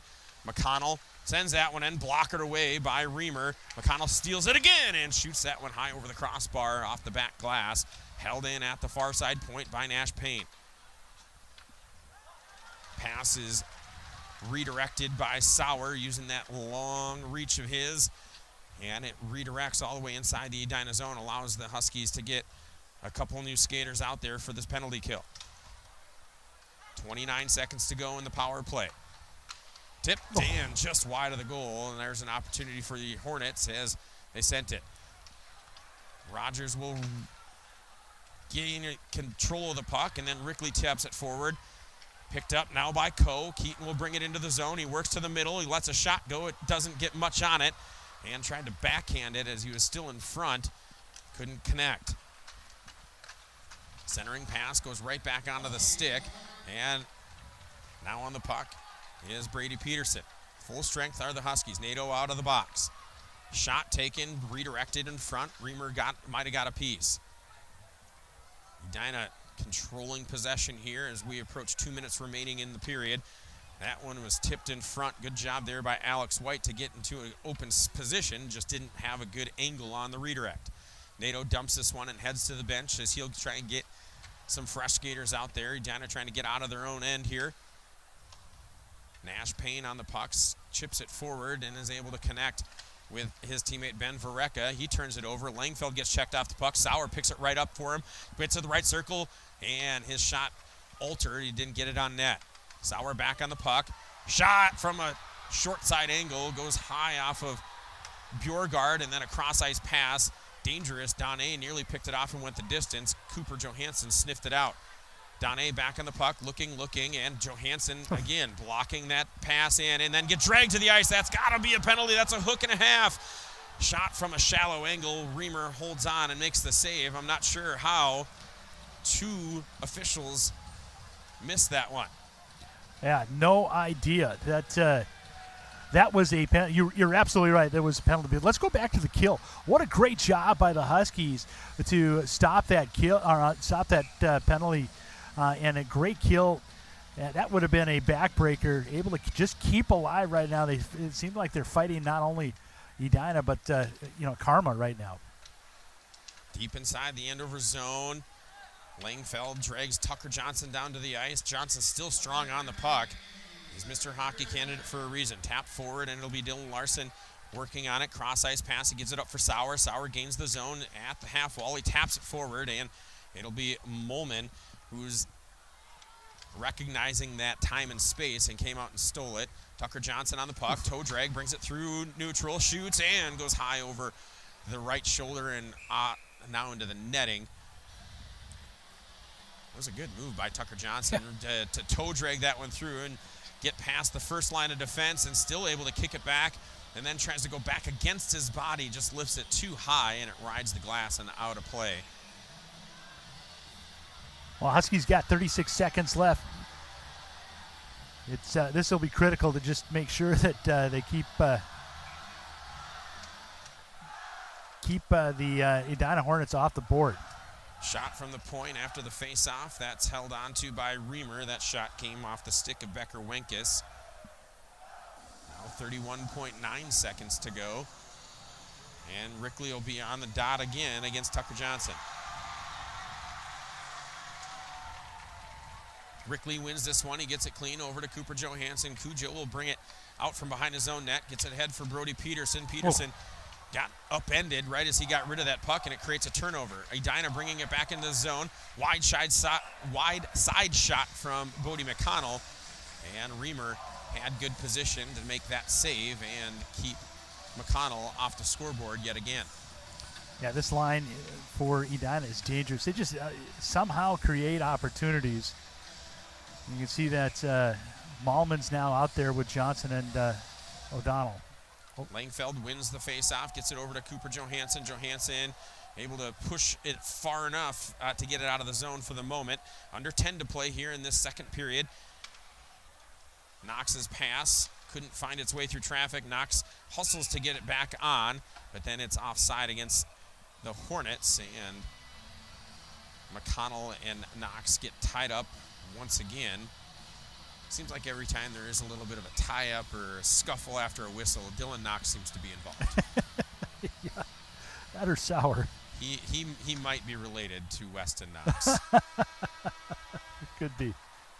And with that face-off, that does it for the end of two periods. The Huskies score one, have one waved off. They hit two posts, and they don't allow another goal. So, we go into the locker room here with the second intermission. Huskies now trailing just by 2, but definitely had a little bit more of a bounce there in that second period. Yeah, if you're going to the locker room right now, you think I've got 17 minutes right now. I think we can take these guys, and you've got to come out of that locker room with the same energy and discipline in the third period that you did in the second period. Good period for the Huskies. It is a good period for the Huskies. They'll come out in about 15 minutes trying to erase a 2-goal deficit and extend this Cinderella season, this Cinderella run through the postseason for the 11-14-3 Huskies as they look to make a third berth into the state semifinals. Edina, it's like a million that they've been to the state semifinals. I don't know how many it's been for them. But we will be back here on QCTV. Thanks for joining us on this audio-only broadcast. We'll be back. It's 3-1 after 2 periods. Stay with us.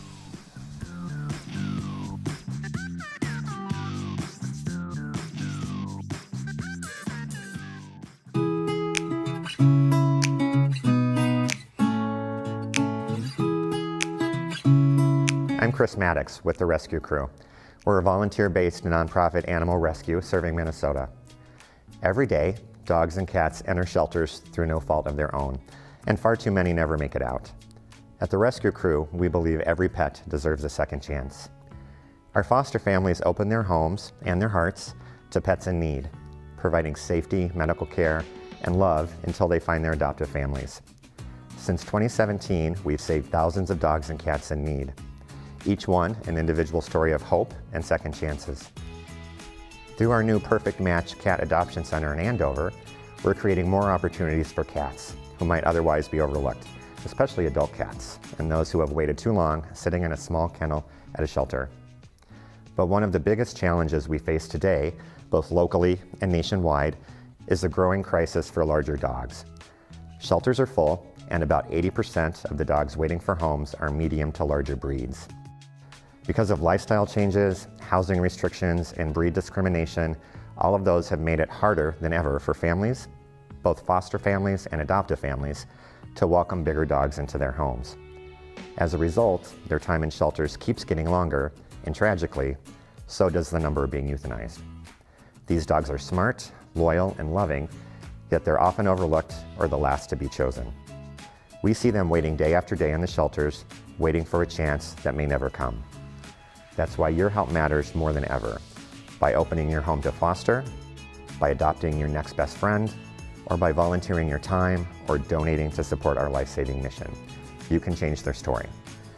Visit us at rescuecrew.org to learn how you can make a difference.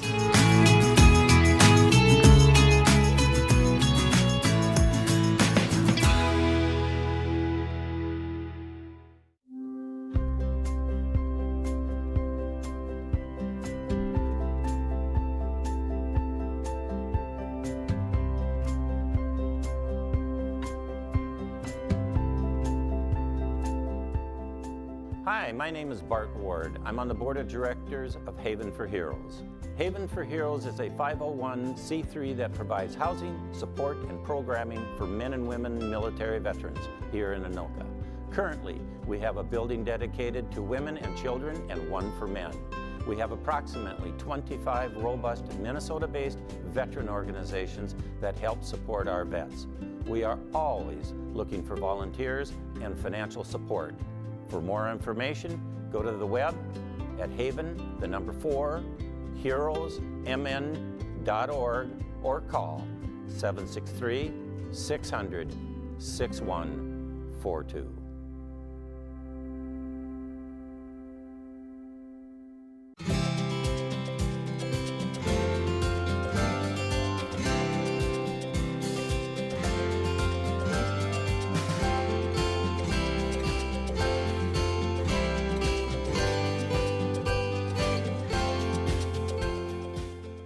Hi, I'm Tom Goodrich, founder of Fishing for Life.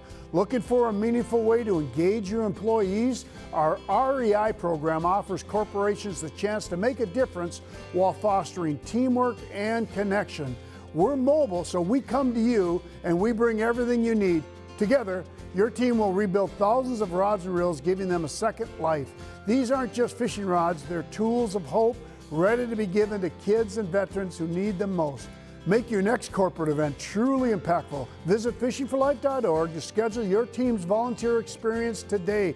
Together, we can make a difference. One cast, one connection, one life at a time. I am Steve Landau, and I volunteer my time as president of Cars for Neighbors. Let me tell you why. For 25 years, Cars for Neighbors has built bridges to keep people moving forward. Every day, people in our community face unexpected car repairs that can stop everything, from getting to work, taking kids to school, or making that doctor's appointment. For individuals and families experiencing financial hardship, a broken down car means lost income and often job loss, resulting in food and housing instability. That's where Cars for Neighbors steps in. We partner with individuals and families experiencing urgent, critical car care needs, people who have nowhere else to turn. Our goal is simple: keep our neighbors moving safely so they can keep their lives on track. We are proud to partner with Meineke Car Care of Ham Lake. They provide outstanding support and generously share discounts and parts and labor to help more people. We are also grateful for the partnership with the Environmental Initiative, working together to reduce emissions and improve air quality. This winter, our winter car care repair campaign is in full swing. Businesses and individuals can sponsor urgent winter repairs.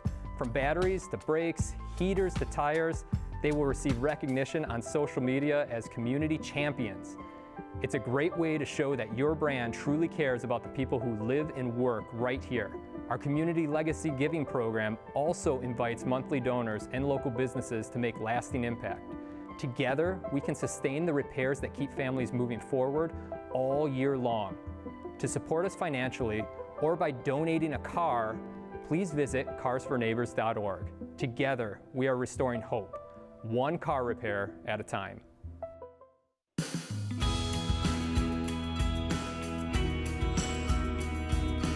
Hi, I'm Jeff Johnson, the Executive Director at Can Do Canines, where we raise and train assistance dogs to transform people's lives. Our dogs fetch more than just toys. Trained with special skills, these dogs fetch freedom and independence and peace of mind for people with disabilities or at facilities that can benefit from the dogs. Our dogs choose from 6 different types of careers. They can help people who have mobility challenges, hearing loss or deafness, seizure disorders, type 1 diabetes, or childhood autism, or at facilities such as hospitals or community service providers. Since 1989, we've created over 900 mutually beneficial partnerships between these specially trained dogs and people. We place all of our dogs free of charge, thanks to generous supporters, and our mission is only possible due to the care and love that hundreds of volunteers offer by opening their homes to our dogs. Some of the people who help raise and train our dogs are inmates at prisons throughout Minnesota and Wisconsin that partner with us. Each dog stays for months at a time, sharing a cell with their inmate handler, who spends time developing some of the skills our dogs need for their future person. I invite you to check out our website, candocanines.org, for more information or to see when one of our upcoming open houses is happening. We and our amazing dogs hope to meet you soon.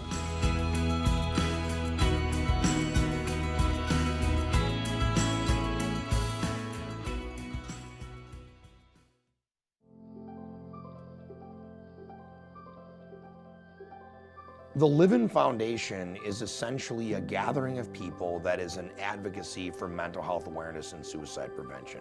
We are looking for people that want to volunteer at events, that want to donate to the cause, that want to get involved, maybe just by wearing and displaying the Livin' merchandise. In the grand scheme of things, if you can start a conversation about mental health in a positive way, you can be part of the Livin' movement. Join now at livinfoundation.org.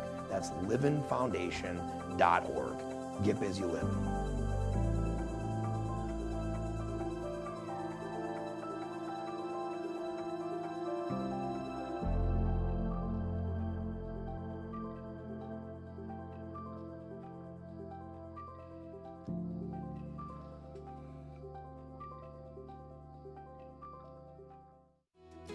Hi there, my name is Greg Stumpf. I'm the president of the Andover Lions in Andover, Minnesota. Did you know the Andover Lions have been helping out in the community for more than 50 years? We're a nonprofit organization that's been around since 1974, always looking for ways to make Andover a better place. We love working together with others. We're always looking for new members to join us. If you're 18 or older and have some time and fresh ideas, we'd love for you to volunteer with us. It's all about making a difference together. Our biggest fundraiser is the Andover Fun Fest, where we serve beer and bring the community together for a great time. Every dollar we raise goes right back to the community here in Andover. Come join the Andover Lions and help keep our community shining bright.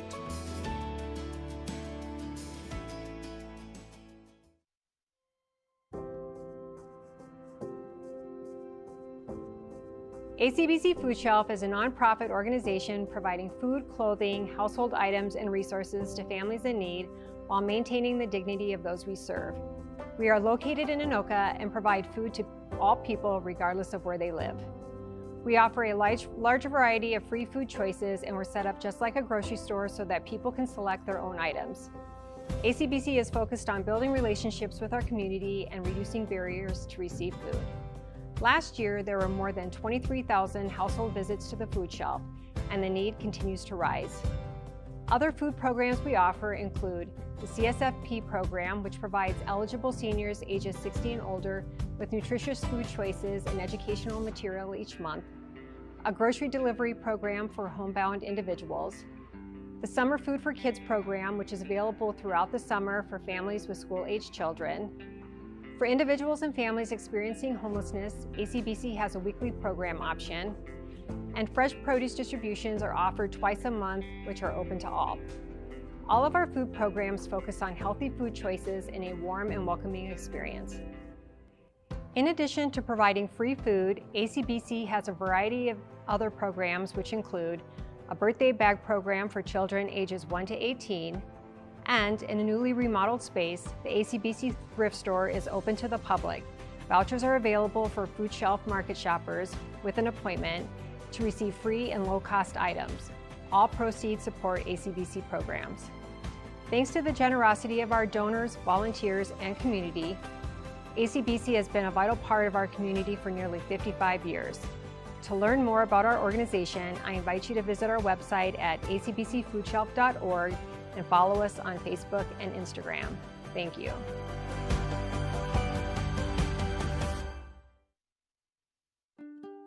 Hi, my name is Rachel Bonesock. I am the co-founder and executive director of Northern Stars Center for the Performing Arts. We are a performing arts center that brings you theater, dance, and music year-round with all ages and all abilities. If you are 4 to 104, we welcome you. We are a big family at Northern Stars, and we love to have everybody in the community support and be a part of what we have available for everyone. We are always looking for volunteers. We run on volunteer support at Northern Stars. So if you're interested in volunteering for anything, any of our events that are upcoming, we do theater, dance, and music. And we have a large event center that we hire artists, professional artists to come in and entertain the community as well as our theater. We would love to have you join us. You can email me at Rachel@NorthernStars with a Z, Rachel@northernstars.org, or you can give us a call at 612-326-6158. Check out our website. We have a lot going on, northernstars.org. Thank you.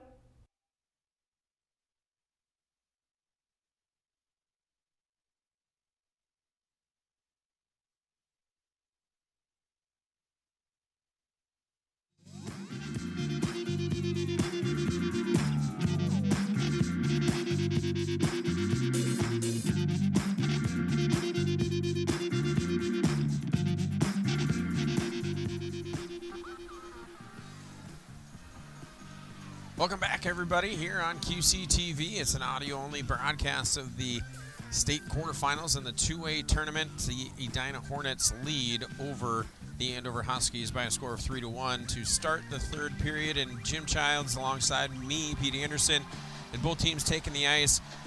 Jim, that second period, it was a different vibe, a different energy from the Andover Huskies. Yeah, it certainly was. You know, they came out right from the start with just trying to get pucks deep. You saw a little bit more penetration. They did come up the neutral zone and made it a little bit more tough for some free releases by the Hornets. But more importantly, they didn't turn over the puck. The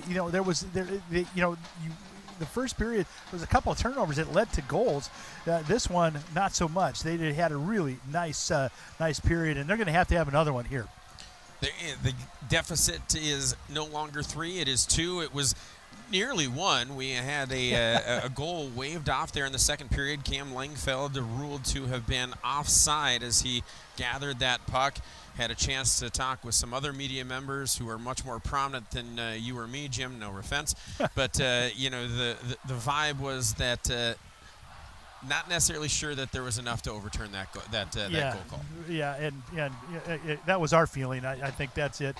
So, looking at statistically, this is the Hornets' worst period. They've given up 26 goals in the third period. That is by far the most that they've given up in the third period. And the Huskies have a +1 here in the third period as well. So, chance for the Huskies to get back in this game, and one goal would really change a lot of things. We are just about underway. Puck is dropped. It is a face-off win for Tucker Johnson and the Hornets. As we start this third period, Huskies looking to win their 4th straight game. 3 straight wins. Actually, correction, that would be a 5th straight win because they had the final season a regular season win against Anoka. Edina in their Husky zone, couldn't control. It's back out into neutral. Tapped in deep. Edina will get a change. Huskies will go out there and start their possession up the ice. Pass can't be completed, and it's sent right back in. This one on goal, and it'll be covered up by Reamer with Nash Payne in his grill. Yeah, you look at the confidence level of Reamer. It's solid right now. He's made some good decisions tonight. And, you know, to be honest, Mr. Hockey finalist Johnson has not really done much tonight. The Huskies have really done a nice job of keeping Tucker Johnson in check. Yeah, he had the alone assist on the first goal to Bodie McConnell. And other than that, it was Bodie McConnell all throughout the rest of the first period. And then after that, there was really nobody that just took over, especially from the Edina side. Shot from the boards, turning and firing was Rickley. It missed everything. Going into the corner, a takedown in front of the net as Keaton Coe just got wrapped up. Puck was nowhere near. It could have been an interference. It could have been a rough. What do you want?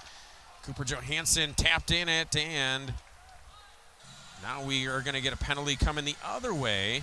I've got an injured player down there. Injured player for the Hornets. Yeah, it's Peterson.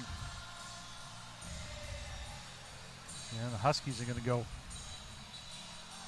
And it's Jack Rickley that's getting led to the box.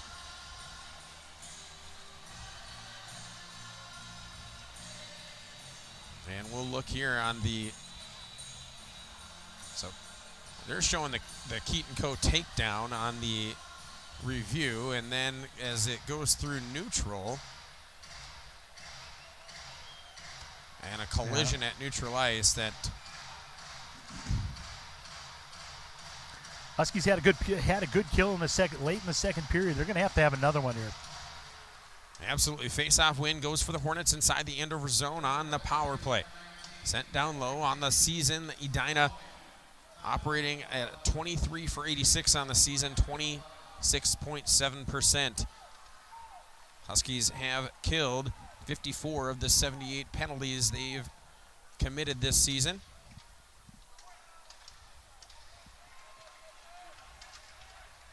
Huskies do get a clear, since the length of the ice. Bjorgard settles it down for Brooks Suter. Yeah, Suter, we don't see much of him until we get the power play, and he's out there a bunch. Collision at center ice between Coe and Bodie McConnell. Here in the building, it was only the Edina fans that wanted a penalty. Everybody else thought it was just fine. Pass comes up top. Now wide side shot. No, wow! Wyatt Reamer gloved. Highlight reel right there. Highlight reel. Oh my word! He's had great lateral. Yeah, great lateral movement. Gets over, and excellent save by Reamer. That is his second post-to-post glove save of the evening, and that one. They show the Edina bench here on the board, and the exasperation just tearing the souls out from the Edina Hearts. It's cleared down, and Bjorgard will settle it for Sam Peckham. Peckham will bring it around the net and through his own zone. Gives off for Nash Payne. Nash has to slow his momentum and loses the puck. Peterson Brody gets a piece of it and sends it back into the Edina zone. Nash Payne back on the puck for the Hornets, brings it into the zone. And offside as Alex White. I mean, at least they called it. But they did call it, and White looked at the linesman like he was crazy, and he was a couple feet offsides.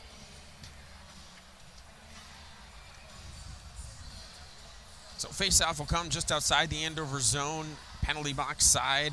33 seconds remain in Rickley's penalty. The interference call was what sent him to the box. Brought into the zone, and Tucker Johnson will wrap it around the boards. Huskies, good pursuit, and Langfeld helps with the takeaway, gives it to Sauer. Sauer lets one go. That's missed wide to the glove side of Bjorgard. And Tucker Johnson will slow things down, brings it back across. Quick shot there from McConnell, and turned away with a leg pad. Wyatt Reamer much more confident facing those shots here in this third period than maybe in the first, and where he let one by. The first two, he didn't really have a chance. Huskies full strength. Drop pass, finds Langfeld. Langfeld trying to redirect back through and gets pinned into the corner by Brooks Suter. Outlet pass, Peterson had Rickley, and Rickley just stopped his momentum, had a chance. Here's the other way, Tucker Johnson centering through and trying to push that one forward for Dylan Donay. Couldn't complete that pass. Comes back out to neutral, right back into the Andover zone. Knox will swoop in, take it away. Quick pass ahead for Coe. Coe sends it through his legs and had it taken away. Rickley helps out, pushes it back, and the Huskies will retreat back into their own end. Nato tries to use the glass to get it out of the zone. Edina now on the puck. Donay working, giving it off to the defenseman. Centering opportunity gets redirected right onto the Husky stick. Here comes Andover. They shoot. That's blocked away by Bjorgard. That shot coming off the stick of Jack Rickley, the goal scorer here for the Huskies. Good opportunity there for the Huskies. Rickley, a nice job. Just nice redirection by Bjorgard to get it to the corner. Played behind the goal by the Hornets. Goes D to D, and it'll be chipped out. Brady Peterson gets it over the glove of Cooper Johansson, where it's picked up now by Casey Rogers. Rogers gets across the blue line. He's on the wide angle of the circle and still on the puck before he lost it into the corner. Coe trying to help things, that's Dorstad trying to just keep things pushed around. Tried to redirect back behind the goal. Couldn't keep that one on the Huskies stick. Nash Payne will start it the other way. Bouncing puck in the Huskies' end. Dorstad is there to pick it up, get it out of the zone, sends it forward, trying to get past his counterpart, Alex White. Couldn't do so. Huskies at neutral ice, taking a big hit right there, and down goes Larson. He's all right now. Driving the net on the other side. Huskies go hard into the net, and net comes off its moorings. Actually, I don't think it did, but Rickley, they're showing that rebound. I thought they were going to show the replay of. Instead, it's a face-off outside of the zone, a neutral zone face-off right in front of the Huskies bench, outside of their end. Langfeld on the dot, able to get around traffic. Now he's got a 2-on-1. He's looking, he shoots, and glove by Bjorgard. He had Sauer on the near side. Langfeld trying to snipe one past. He already had one, that same spot on the other end. He went low right side and went there again, this time trying to cut that lead from 2 down to 1. Face-off going to be to Bjorgard's right. Langfeld pushes it into the corner, and it'll be chipped around the boards. Wenkes, but Lutkin steps up into the play. Center it out in front. Bjorgard swats at it and sends it back below the red line. Puck gets stuck in the skates of Dylan Donay, and Lutkin's able to get a stick on it, pushing it back towards the Edina zone. Tipped into the Andover end as it came through neutral. And a trip call coming against the Hornets, and they'll have their 5th penalty of the evening, and it's one of the easier calls of the night. Yeah, it is. Dylan Donay will go off. He's one of the penalty killers. So not only kind of a double ding for the Hornets, but that one couldn't have been more textbook than a trip like that. So let's see. Huskies scored one earlier. Let's see if they can get another one and make this very interesting. Power play goal was Rickley. That one tapped it in. The other one was the one that was waved off, so we'll see what happens here. That one immediately off the face-off is cleared by the Hornets. Reamer plays it off the boards where Langfeld will pick it up. Now will drop it back for Nato. Nato brings it through neutral ice. And chipped off his stick right as he got to the blue line. Now it'll be brought in by Langfeld. Langfeld nearly lost the handle. It is chipped up and out into neutral ice. Nato back on the puck. Goes through the middle and gives it up. Rickley will then send it around the boards into the near side corner. Lutkin awaits it. Fanned on the shot. It scoots outside the zone. NATO back on the puck, gets past the defense. Puck comes through, and the Huskies can't touch it. This is going to go the length of the ice. Reamer will settle it down. Gives it up for Lutkin, who gives it up for NATO. 1:06 remaining on the power play time. Sauer absorbs the check, still holds on to the puck as he gets into the zone.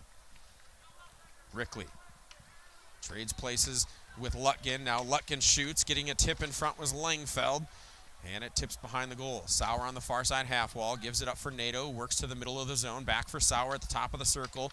Looking, gives it up on the doorstep, and trying a wraparound was Langfeld, and then wraps it up the boards, but Lutkin was pinched down. He's able to hold the zone momentarily, and then pushing after that was Brady Peterson. He's on the puck, 2-on-1, and NATO breaks it up cleanly. Here comes Langfeld the other way.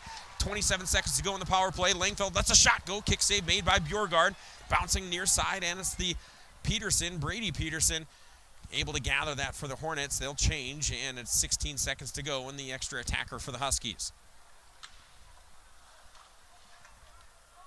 Not very crisp passing on this power play opportunity for the Huskies. They really would have loved to get that early goal as we've now approaching the halfway mark in this third period. Edina back to full strength. Puck inside the Andover zone. Pass does find Rogers. He's able to recover the puck, and not with momentum. Knox ultimately is the one that send that into the length of into the Edina zone. Peterson took a shot there as Bjorgard was out of position. It doesn't go on goal. Toe drag attempt by Tucker Johnson. Doesn't do anything, but Donné picks off the long pass from deep inside the Andover zone and brings it back in. Rogers on the puck for the Huskies. Brings it out of his end, past red line, and dumps it in deep. Bjorgard settles that one and then plays near side to his own defenseman, who wraps it up the boards. Rogers back on the puck. He'll go D to D. Tapped forward. Blado pitchforks this one into the Edina zone, but not very deep. McConnell on the puck now. He'll send this one wide side into the Andover zone.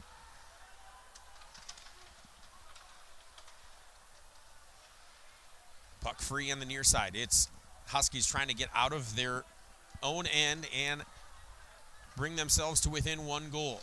Blado taps it out into neutral. Dorstad didn't have much momentum and just tapped that one right onto the stick of an Edina player who dumps it right back in. Edina's just content to play dump and chase here and just eat up clock as they're nursing that 2-goal lead. Well, this is what they're good at right now. They are good at defensive hockey, and they are playing textbook right now as we head to the TV timeout here with 7:18 left.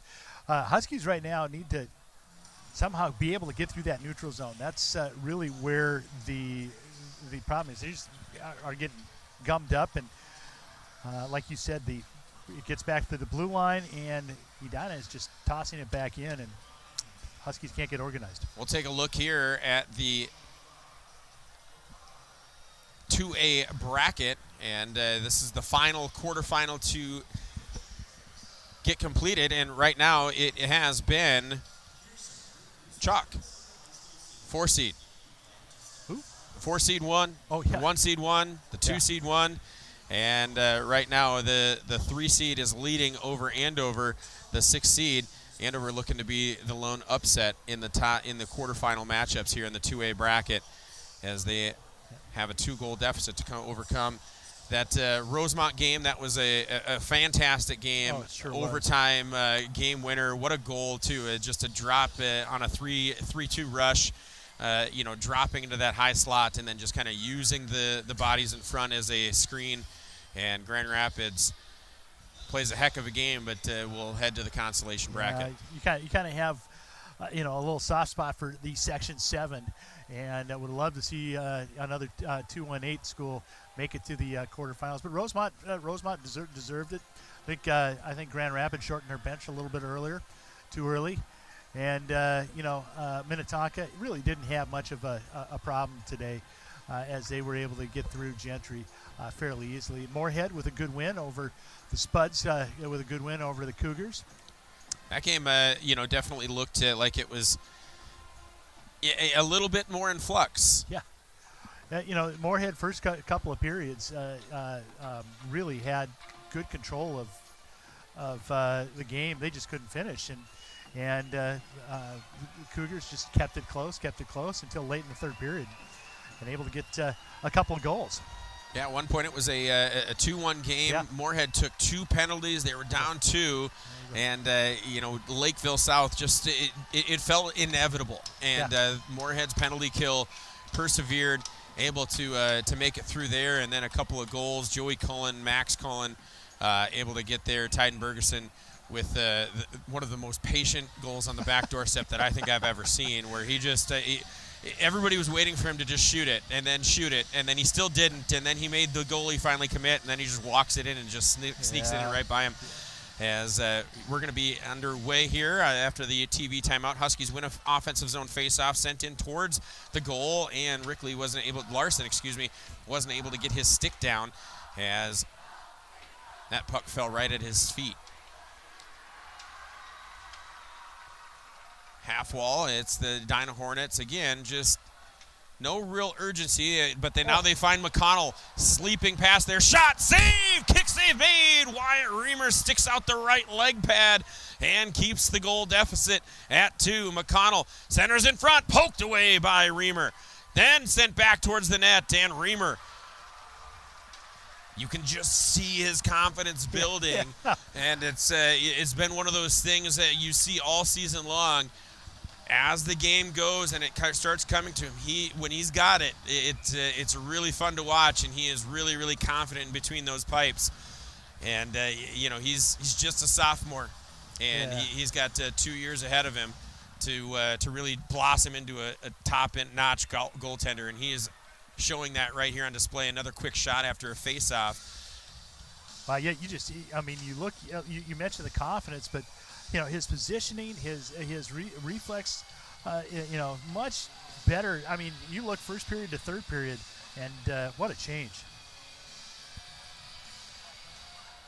Face-off win goes for Rickley into the corner. He picks it back on his stick, and he'll chip this one out into neutral ice. Puck comes free, and it's going to be picked up working through traffic as Coe. He sends it across, and Peterson was in the trail position rather than the cross position. And Coe getting pinned against the boards, sent back towards the goal. It's kicked away. Save made by Sam Peckham in front of Bjorgard. Did that with the blade of his skate. Rogers back at his own end. Sends this one ahead. Pass can't be completed. Coe trying to get around the corner, and apparently whatever Keaton Coe does is just not going to draw a penalty, because that could have been an easy interference as he was going for the puck, and the defender clearly was impeding his path, not letting him get past. Yeah, you can see the frustration on Keaton, and rightly so. Pass forward from Peterson, finds Larson. Larson down for Langfeld. Langfeld works a backhand. It goes off the side of the cage, and his path is impeded by the Edina defender. Sauer back on the puck. He gets it out of the circle, redirects that one, guides that one, if you will, towards Bjorgard. Didn't really have much on it other than having it on target. Vareka, Ben, sends that one in to the zone. It caroms towards the goal, and Reamer holds on. We're at 5:13 to go. If the Huskies are going to make a move right there, and they're showing the replay again, it's the Huskies are doing what they can. Edina is just really doing the clutch grab, do whatever they can to not give the Huskies clean looks, and they've given 5 penalties thus far, and it's probably one of those things where, it's 5-1 in penalties. How much more do we got to do? Puck bounces right onto Camden Langfeld's stick, comes out to Sauer, shoots, and he goes right at the mask of Bjorgard, and he gets the glove out in front of it to make the save.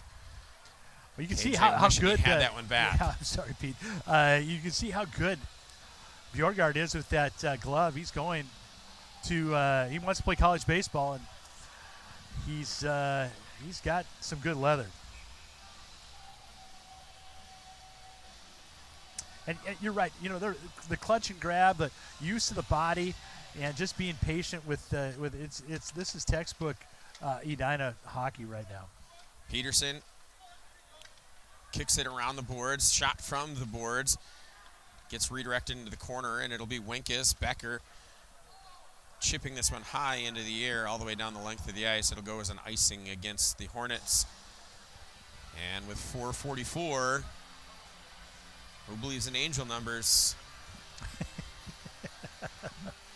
Well, I think we got to keep an eye on, in the next minute or two, to keep an eye on Reamer to see if he journeys up to back to the bench. Yeah, I mean it's definitely in the cards. I know Coach Manny's typical style is he doesn't love pulling that one super early if he doesn't have to. If he feels like we've got a jump or they have a jump, they can usually stick with it. Face-off win goes for the Hornets. They'll break out of their own end. Pushing forward is David Varecka. He'll dump it in far side where Ben is there to tap it around the zone. Huskies now just chipping at it, sending it the length of the ice. Coe's going to sprint in after it. Gets it. Centers that one, but he does so blindly, and it goes right onto the stick of the Edina skater Drew Botts. Huskies deep in their own end as we approach 4 minutes. And a turnover right in front of Reamer. Donné has it. He fanned on the first shot, and then he absorbs a huge check from Johansson. Puck works around the boards, and Peterson's on it. Brody, and he was being pressured by Donné. And it'll be Knox who then sends this one the length of the ice. Icing waved off. Edina's just willing to just play slow. Yeah, it gets really frustrating. Tucker Johnson fights through, gives it up. Shot taken, another save going post to post. Wyatt Reamer keeping the Huskies in this game single-handedly right now. He is, and just a great save. Johnson gets it to Donné, and this top line continues to just create opportunities. That's an unbelievable pass. Yeah. Tucker Johnson, as he came across the line, it could have been a tripping call by Sauer. Johnson is on one knee, turns, looks behind him, and puts it tape to tape on Donné's stick. And Donné then gets denied by Wyatt Reamer. Shot then taken from the point. That one is Brady Peterson. Comes out of the zone, out of the way into the Edina end. Miller Wenkus being pressured. He gives it up, gets it to Sam Peckham. And it's passed forward. Peckham back on it in neutral, and he's being checked off the puck. Bouncing puck, knocked down by Langfeld. He's got it. Backhand attempt on goal, turned away by Bjorgard, and it'll come all the way around the other end of the ice for an icing. 3-1 here, the score. Langfeld didn't really have an angle, but just got this one on net. He was going 5-hole on there, and Bjorgard closed that at the last minute. Yeah, good vision. Yeah, it's just a smart move by Langfeld to get the puck on the net, created a rebound. Nobody on the other side to be able to do it, but and it also created an offensive zone faceoff. Faceoff win goes for Rickley. Gets to the Peterson in the slot. He lost it in his skates. He's still on the puck, and now he just turns and fires that one blindly because he was being pressured. Pass ahead, finds McConnell. McConnell taking it out of the skates of Knox, and then Reamer tracking it the whole way, makes the save, holds on, and will get a defensive zone faceoff. Looks like it's going to be to his left. Reamer, McConnell's so dangerous with that puck. He uses his body well and able to shield off the defender and still gets a good shot on. He's obviously one of the state's best. Face-off win goes for the Hornets, and it's chipped towards the goal, well wide, but Reamer goes and grabs it with the catcher's mitt, and we'll get another whistle. We're under 3 to play. 2:58 on the clock here in the third period. Huskies need 2 goals to extend this one.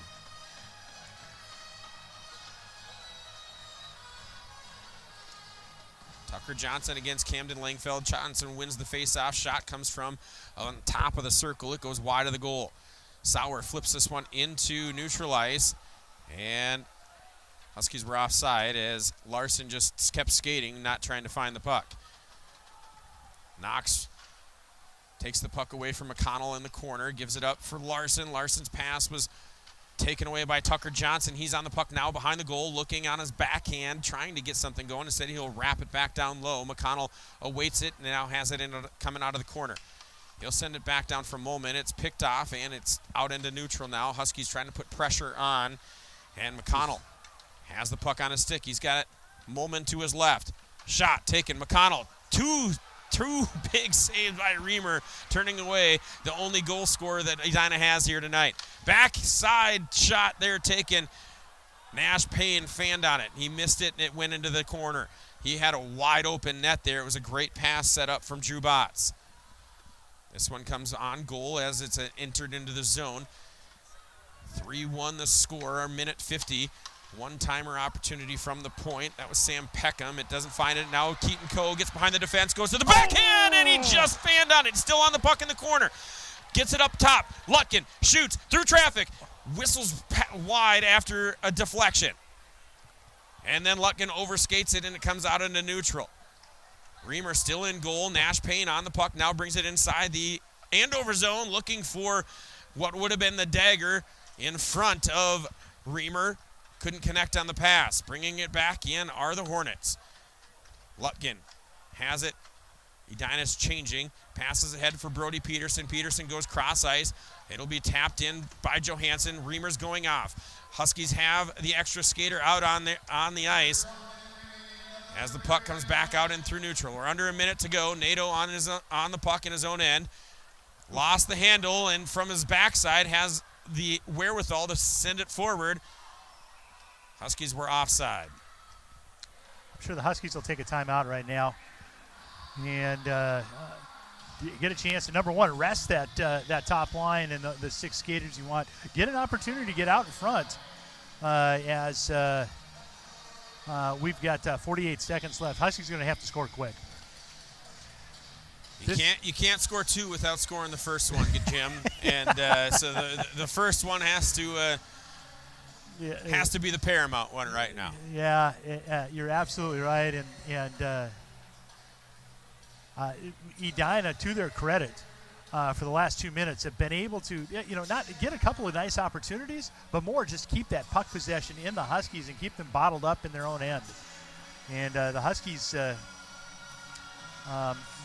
be honest, I think the Huskies, after that first period, have really been the better team. Both teams looking at working, and they're drawing things up. It's Cal Bukowski on the Huskies side with the whiteboard really leading the charge. On the Edina bench, it's, Kurt Giles is serious when the glasses are on the forehead. Yes, you are. So you're absolutely right. But I don't think he's blinked tonight. No, I don't think he's blinked since about 1982. Yeah, something like that. So, oh man, he's a legend though. Let's Reimer right now. Let's talk about him. He's got 45 saves tonight against one of the top offensive teams in 2A. What a night for him. Well, and I mean, we've talked about Bodie McConnell and how incredible he was in that first period. Face-off is underway. We're Huskies battling on it, and Lutkin will be the one to dump it in, and it'll be covered up by Bjorgard.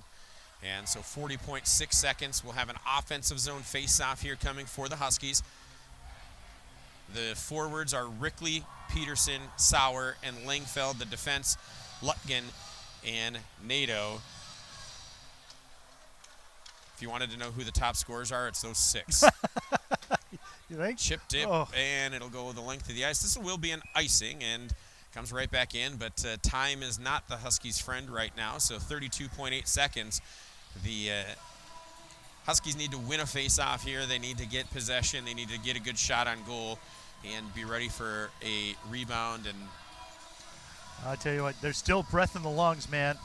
You got a chance.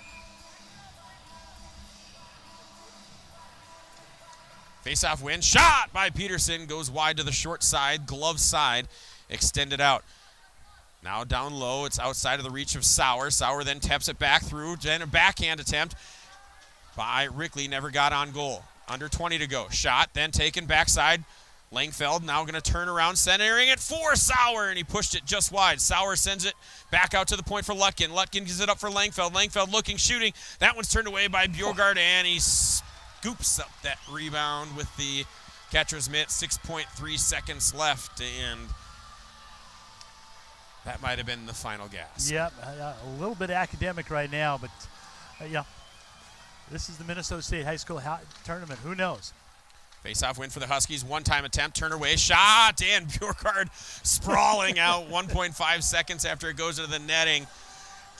He just about stacked the pads on that one. That was impressive. You don't see that very often anymore. He made the first save, and then it comes back out, and you know, just the moment of panic, and then the puck is dropped, and that'll do it. The Huskies fall to Edina 3-1. All top 4 seeds do advance to the semifinals. The Huskies will go to the consolation bracket, where they will meet Lakeville South. Jim, it was a valiant effort. The Huskies, you know, if you would have even told me 2 weeks ago that this was going to happen and the Huskies, we were going to have the opportunity to call this game for the Andover Huskies, I might have questioned, you know, I might have had some questions. But, you know, regardless, the Husky season does not end here. They still have an opportunity to go work through the consolation bracket and get 2 more wins and add those to the season. They'll finish up here. Right now their record moves to 11-15-3 on the season. Edina improves to 22-6-1 and will face Moorhead tomorrow night.